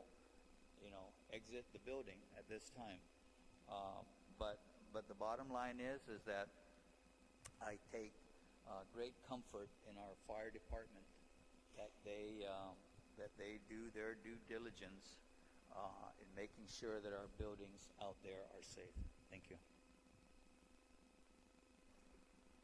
Thank you very much. Any other senator wish to be heard on this bill? On the main motion? Any senator?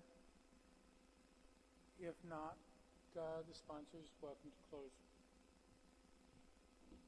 Thank you very much, Mr. Speaker. Speaker, before I close, I'd just like to make an amendment on page 3. It reads now, no person, line 4, no person shall release or cause to be released an untethered sky lantern. To be consistent with the 2015 fire code, I'd like to add after untethered or tethered. So this means that these sky lanterns, where they have the ones that are untethered, you light them up and it rises up with the flame. There's also sky lanterns that are that's the untethered, and there's also those that are tethered. We want to also be consistent and say that those as well are prohibited. That's the recommendation of the Guam Fire Department. On the motion being proffered by the sponsor, any senator wish to be heard? Any senator wish to be heard? On the amendment proffered by the sponsor? If not, you may close. Thank you, Mr. Speaker. Mr. Speaker, I thank my colleagues for the brief discussion we have. I also want to thank Senator Ada. He's worked with the professionals last term when we were working on this, and so when it was brought to my attention, we moved forward and got this bill moving. And for those that may have had some concerns, please don't take my assurances or Senator Ada's. It's the assurances of the professionals. We had on record during the public hearing the Guam Fire Department, the Director, Department of Public Works.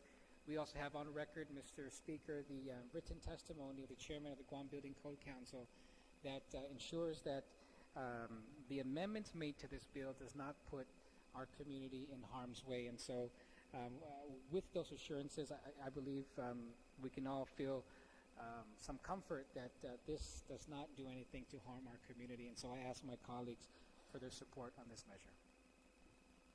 On the motion to send Bill 97-34 to the voting file, any objection?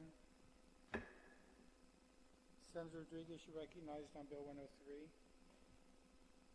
Thank you, Mr. Speaker. Mr. Speaker, I move to place Bill 103-34 on the third reading.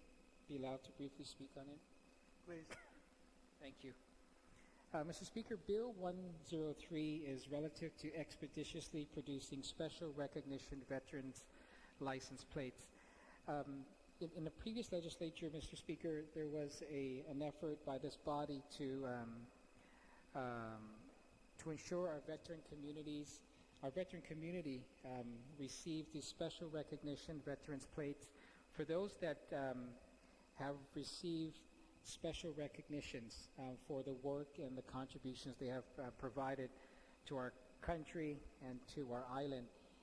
Mr. Speaker, the efforts to appropriate $5,000 for these special license plates for the design, we understand from the Department of Revenue and Taxation, the $5,000 that was appropriated to them, they were able to use $1,500 to complete the designs of all the different services that we needed to ensure we have special licenses for. And so from their recommendations and their information provided to us, we understand that $3,500 is remaining.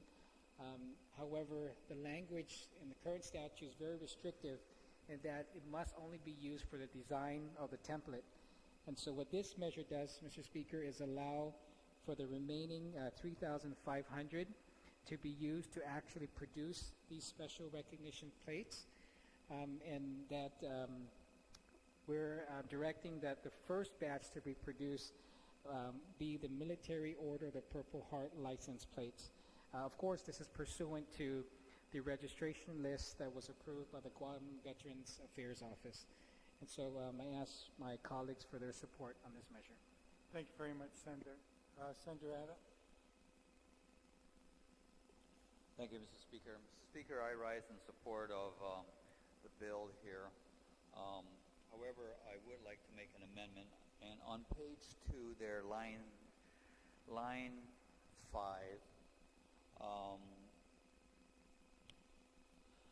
it prioritizes, and it says that the first batch to be produced shall be the Military Order of the Purple Heart license plates pursuant to the registration list approved by the Guam Veterans Affairs Office. So I have a couple of concerns about that particular sentence. First of all, the license plates to be produced, there's actually 4 separate, what they call the Medals of Valor. And so the one category is what they call the Distinguished Service Cross. And we probably have like about maybe 3 or 4 of our Guamanians who have received that.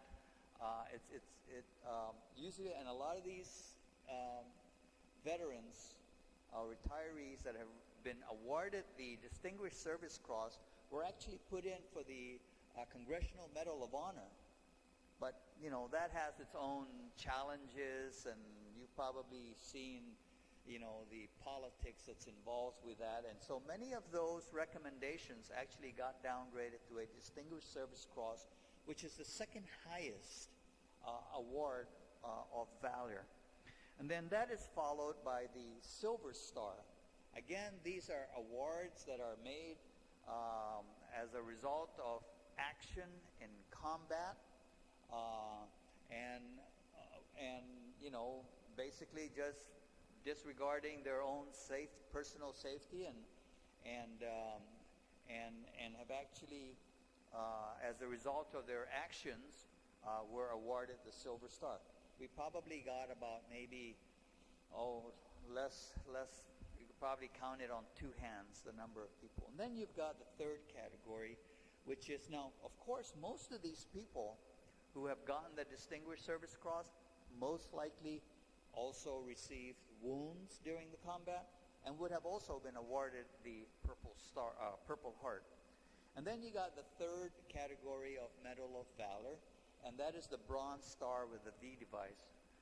So that also was awarded because of combat action, which, you know, puts his life basically at great risk. And then you have the Purple Heart. The Purple Heart is the largest group, and like I said, there's probably like about 170 of them on island who have received the Purple Heart. I would like to just, you know, instead of saying that the way I read line 5 is that the first batch to be produced shall be the Military Order of the Purple Heart. And then after you've produced all that, then you can produce the Distinguished Service Cross, then you can produce the whichever other order you have. And I'm not going to stand here and say, well, you know, no, let's do it the other way around. Do the Distinguished Service Cross. Let's just remove that. And, you know, produce the 3 Distinguished Service Cross plates.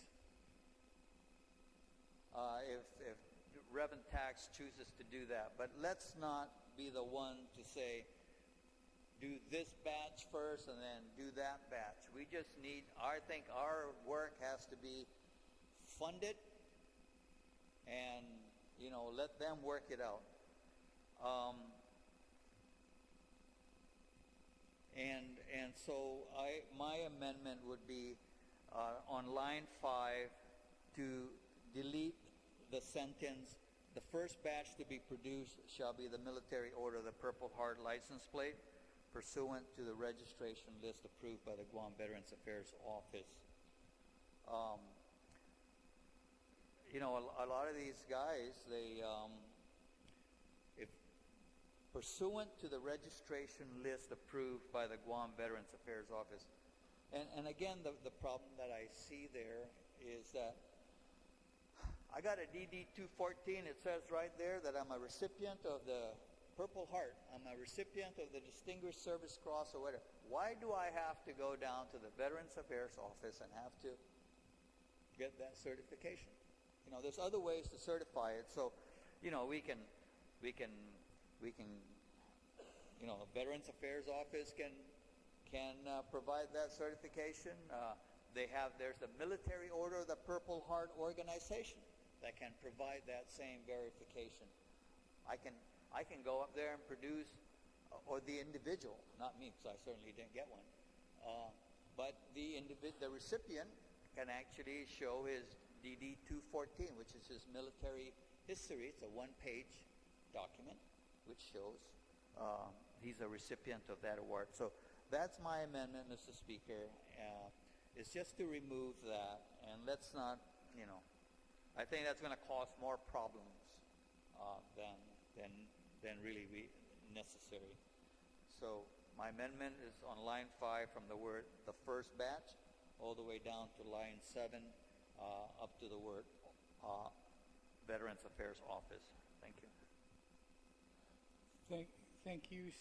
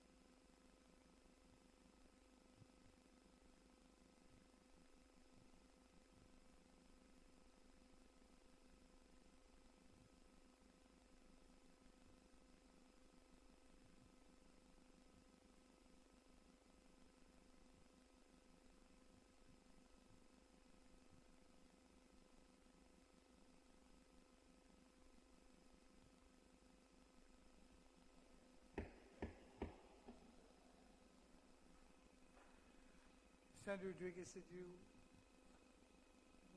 Senator Estevez. Thank you, Mr. Speaker.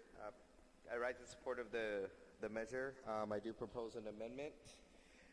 On page 2, line 6, I move to strike military order of the Purple Heart license plates. So the line will then read, the first batch to be produced shall be pursuant to the registration list approved by the Guam Veterans Affairs Office. And I'll make that amendment here. I know, we have to dispose of Senator Abbas. So we got to dispose of mine, then he can Yeah. amend the amendment? He's amending my amendment.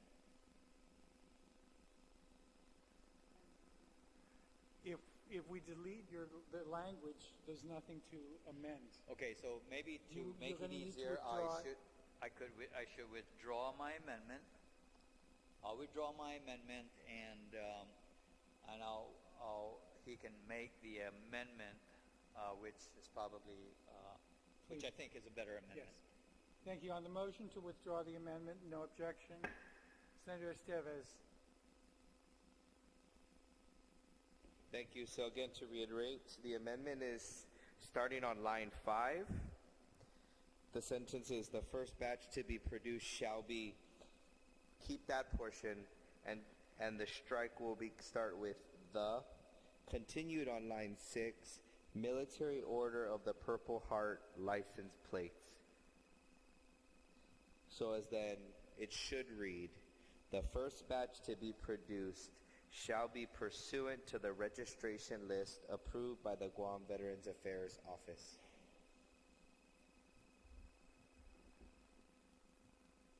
Okay. Does everybody understand that amendment? Anyone wish to address and speak on the amendment offered by Senator Estevez?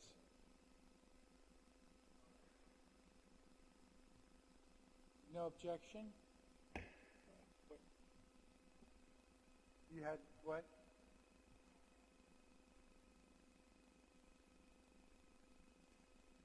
All right. There's been an objection to the amendment. All those in favor of the amendment, please indicate by raising your hand. Motion passes.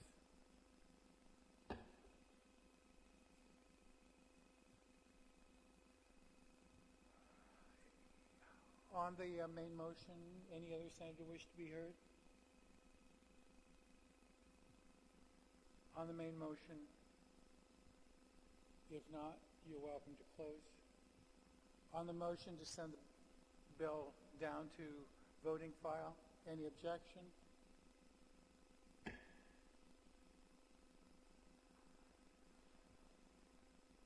Senator Lee, you're recognized on Bill 94.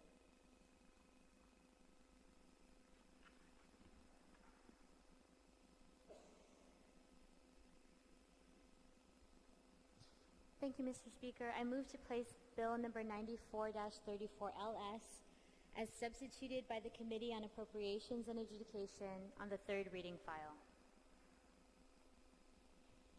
Any objection?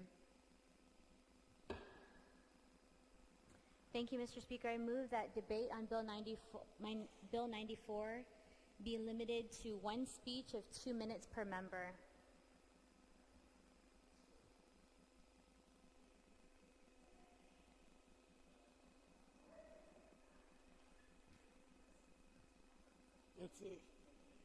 It's a motion for limiting debate, which is proper under the standing rules.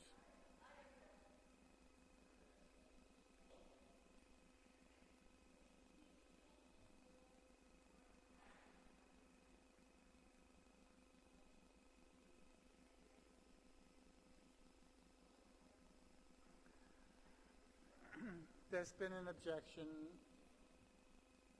All those in favor of the motion proffered by Senator Lee on limiting debate on Bill 94, please indicate by raising your hand.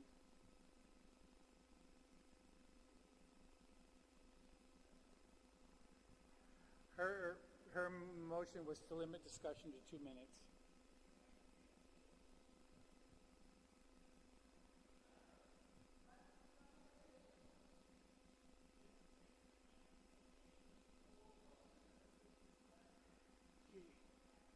It's in the rules, unfortunately.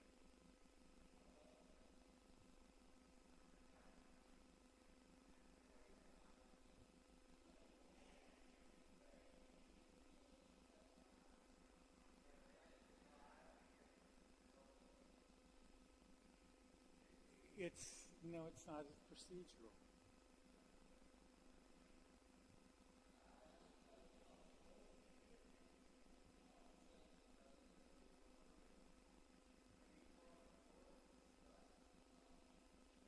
The standing rules already provide that there really is a time period. I've been allowing everybody to go for as long and even returning.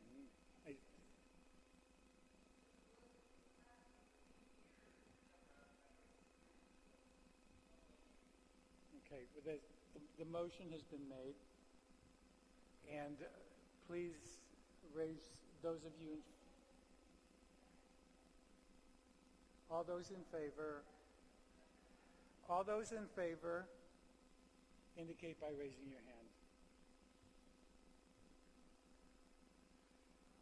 Motion fails.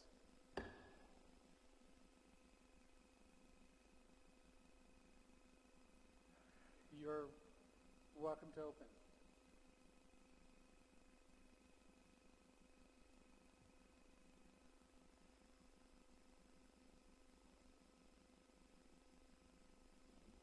Thank you, Mr. Speaker. Bill number 94-34 is an act to deappropriate the sum of $150,000 from the general fund in fiscal year 2017 to the Guam Legislature, and to appropriate each sum to the Guam Department of Education Operations Fund for maintenance and repairs needed at GDOE schools. Earlier today, we heard from officials from GDOE about the need for repairs. They gave us a list of the items, the urgent items that need to be addressed. And so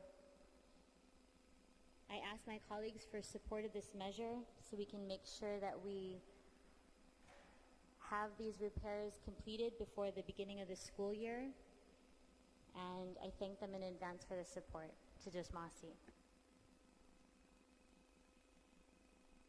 On the motion, those who wish to be heard on the main motion? Anyone wish to speak?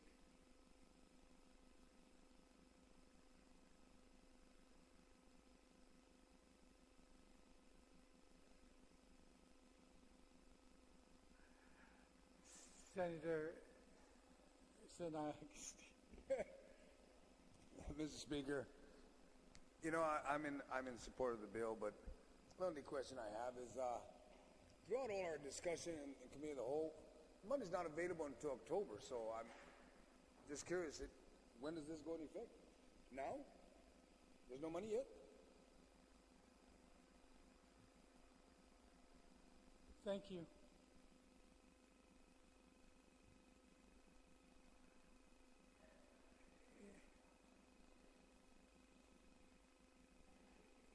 On the main motion, anyone wish to speak? Senator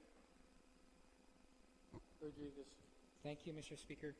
Mr. Speaker, I think, or I don't think, I know that we've discussed this providing the funding to DOE, whether it be from the Capital District or from the savings from the salaries reduction of our colleagues here. You know, I'm not against providing this extra resource to DOE because it's important. I just want to state on record, Mr. Speaker, that another measure was introduced. I introduced another measure to use the same funding source for a different purpose, which was for use of autism-related services on Guam. And my hope was that we would have both measures together on the floor so our colleagues can make that decision. But as I said, we've been discussing. We know that this is important as well. And so I don't oppose this effort. I may not vote for it, but it's something that, we just have to make that decision whether the funding source we're going to use is a good investment. The $150,000 is a good investment to add to DOE's millions of dollar need, or whether that investment is better used for another purpose, which is not part of this session at this time, for autism-related services. So I put that before the body. Thank you, Mr. Speaker. Thank you, Senator. Any other senator wish to be heard? On the main motion? Any senator wish to be heard? If not, on the motion to send the bill, the office, welcome to close. Thank you, Mr. Speaker. I want to thank my colleagues for allowing Bill 94 to be considered for passage in this session. As we know, the bill would appropriate direct savings from our rolled back salaries to the Guam Department of Education, to address much needed school repairs. We have heard from our educators and our students and all the stakeholders, and this body called for direct appeals to the governor for the administration to release overdue cash allotments that have been withheld from GDOE and our educational institutions. We were asked by the GEB chairman to provide more flexibility so that these funds could go to Simon Sanchez to avoid double session, as well as other schools that have languishing repairs. I have moved this bill to session again with amendments that you and the committee have offered because I believe that our children come first. Yes, I agree that there's a long way to go for the administration to make up for the overdue cash allotments that have strangled our educational institutions. We all know that our schools are plagued with infrastructure issues. GDOE lacks essential resources like textbooks, and they've been shorted approximately $5 million. And actually, as recently as today, they let us know it was closer to 13 from their appropriated budget. This legislative body appropriates funds, but GDOE doesn't get the cash that we appropriate to them. And I think a lot of us can agree that this is unacceptable. The money that's saved from our pay raises will not fix all of these issues, but it will fix some. This money can provide real benefit to our students and bring concrete improvements to schools that need it the most. In a little more than a month, these students who have excelled despite these infrastructure and resource issues will come back to school. The legislature doesn't control the cash, but we do have control over the appropriation of these funds right now by passing this bill. And I believe there's no better use for these funds. And so again, I ask my colleagues to stand with our children, to stand with our teachers and our parents, and send this money to our schools, our students, and our educators. Let's act now. Sis Masi. Thank you very much, Senator. On the motion to send Bill 94 to the voting file, is there an objection? Is there an objection? Hearing none. Senator Nelson, you recognized on Resolution 45.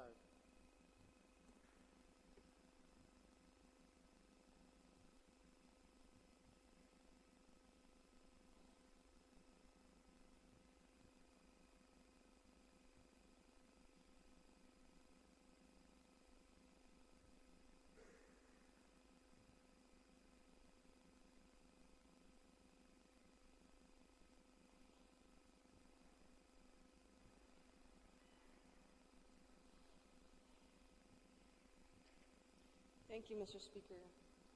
Resolution 45 is relative to expressing the support of Mina Trentay Quatronalala Store in Guahan to advocate for government officials and scientists to monitor coastal zones on Guam and Micronesia from the possible downstream effects of the Fukushima Daiichi power plant nuclear accident and to establish working sessions to assess the safety and risk of radiation in seafood products from the Pacific Ocean. This is in response to the earthquake that happened in Japan in 2011. On the motion to place. Oh, sorry, thank you. On the motion to place, I'd no like to make a objection. motion. Thank you, Mr. Speaker. And, there's still continuing radioactive leaks from this power plant, and there's being very little monitoring done, and it's just a support within our region, the Pacific region of Micronesia, with the CNMI partners, our FSM partners, that we do information sharing if we should see anything within our waters that could be a reaction to radioactive impact of Fukushima. And so I just want to read from the committee report that Mr. Walden Wellbecker from the Association of Pacific Island Legislature that supports this measure, and he is bringing this up within the APIL that is meeting to get their concurrence and to find a way how we can do this information sharing. And I just wanted to make a note that I personally visited Japan, and during this time I met with the Ministry of Interior to talk to them about this situation, so it is also a concern to them. Thank you, Mr. Speaker. Thank you. On Bill 45, Senator Added, you're recognized. Thank you, Mr. Speaker. I received at noon today from the sponsor of Resolution 76-34, and he has asked... No, we're still on 45. I'm sorry, I thought you were finished. On 45, Senator Espaldon. Thank you, Mr. Speaker. And only because I just caught it right now, on page 2, line number 15, which starts the resolved clause, says, therefore be it resolved, government officials and scientists perform regular testing and inform us as to whether radiation levels remain below those recorded before March 11th. March 11th was the day of the earthquake. After that, that's when we saw, of course, the radiation leaks. So bottom line, all we're requesting is they inform us whether they remain below the levels of radiation before the radiation was released. And I'm just wondering if that really is the intent of this resolution. As opposed to after, when the radiation was released, if it's below a certain level or if it's still above the level that it was on March 11th, 2011. Yes, thank you for the question. Just to clarify, the purpose of this is that so that we start monitoring the radiation levels before March 11th, and to do a cross comparison, and to also monitor the food sources. And so it's not a requirement that we are forcing them to do, but it's part of like information sharing within not only our government of Guam, but also within the region.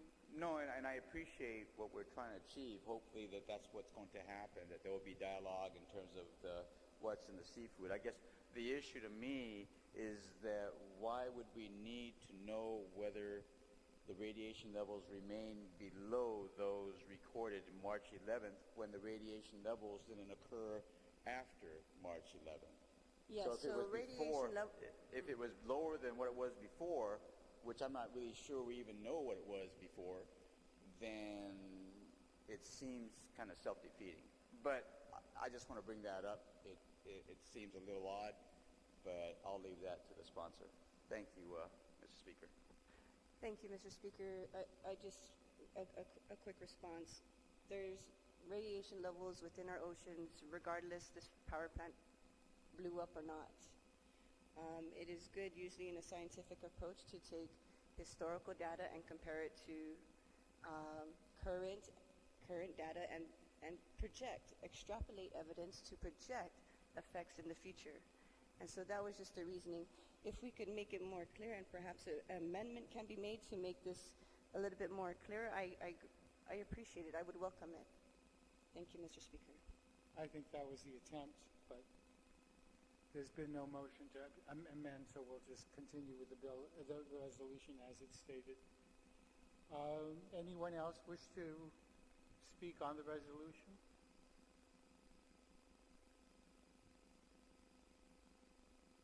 If not, the sponsor's welcome to close.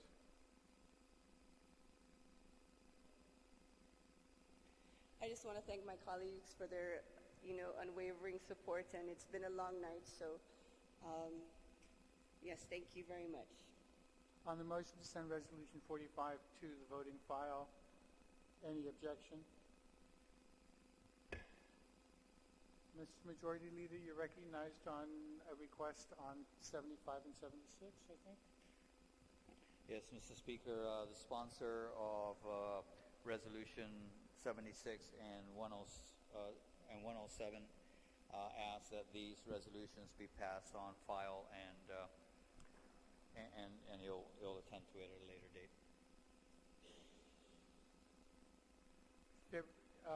Senator, on this motion? You wish to be heard, please. No, the sponsor has asked that we pass these two resolutions on file.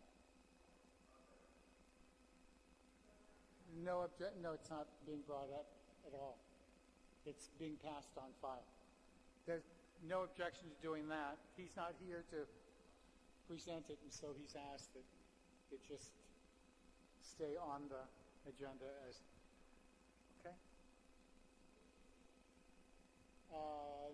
If he's here and he wants to revive it, we can. If not, he can raise it at the next session. Okay. And so was there an objection to the passing on file? If not,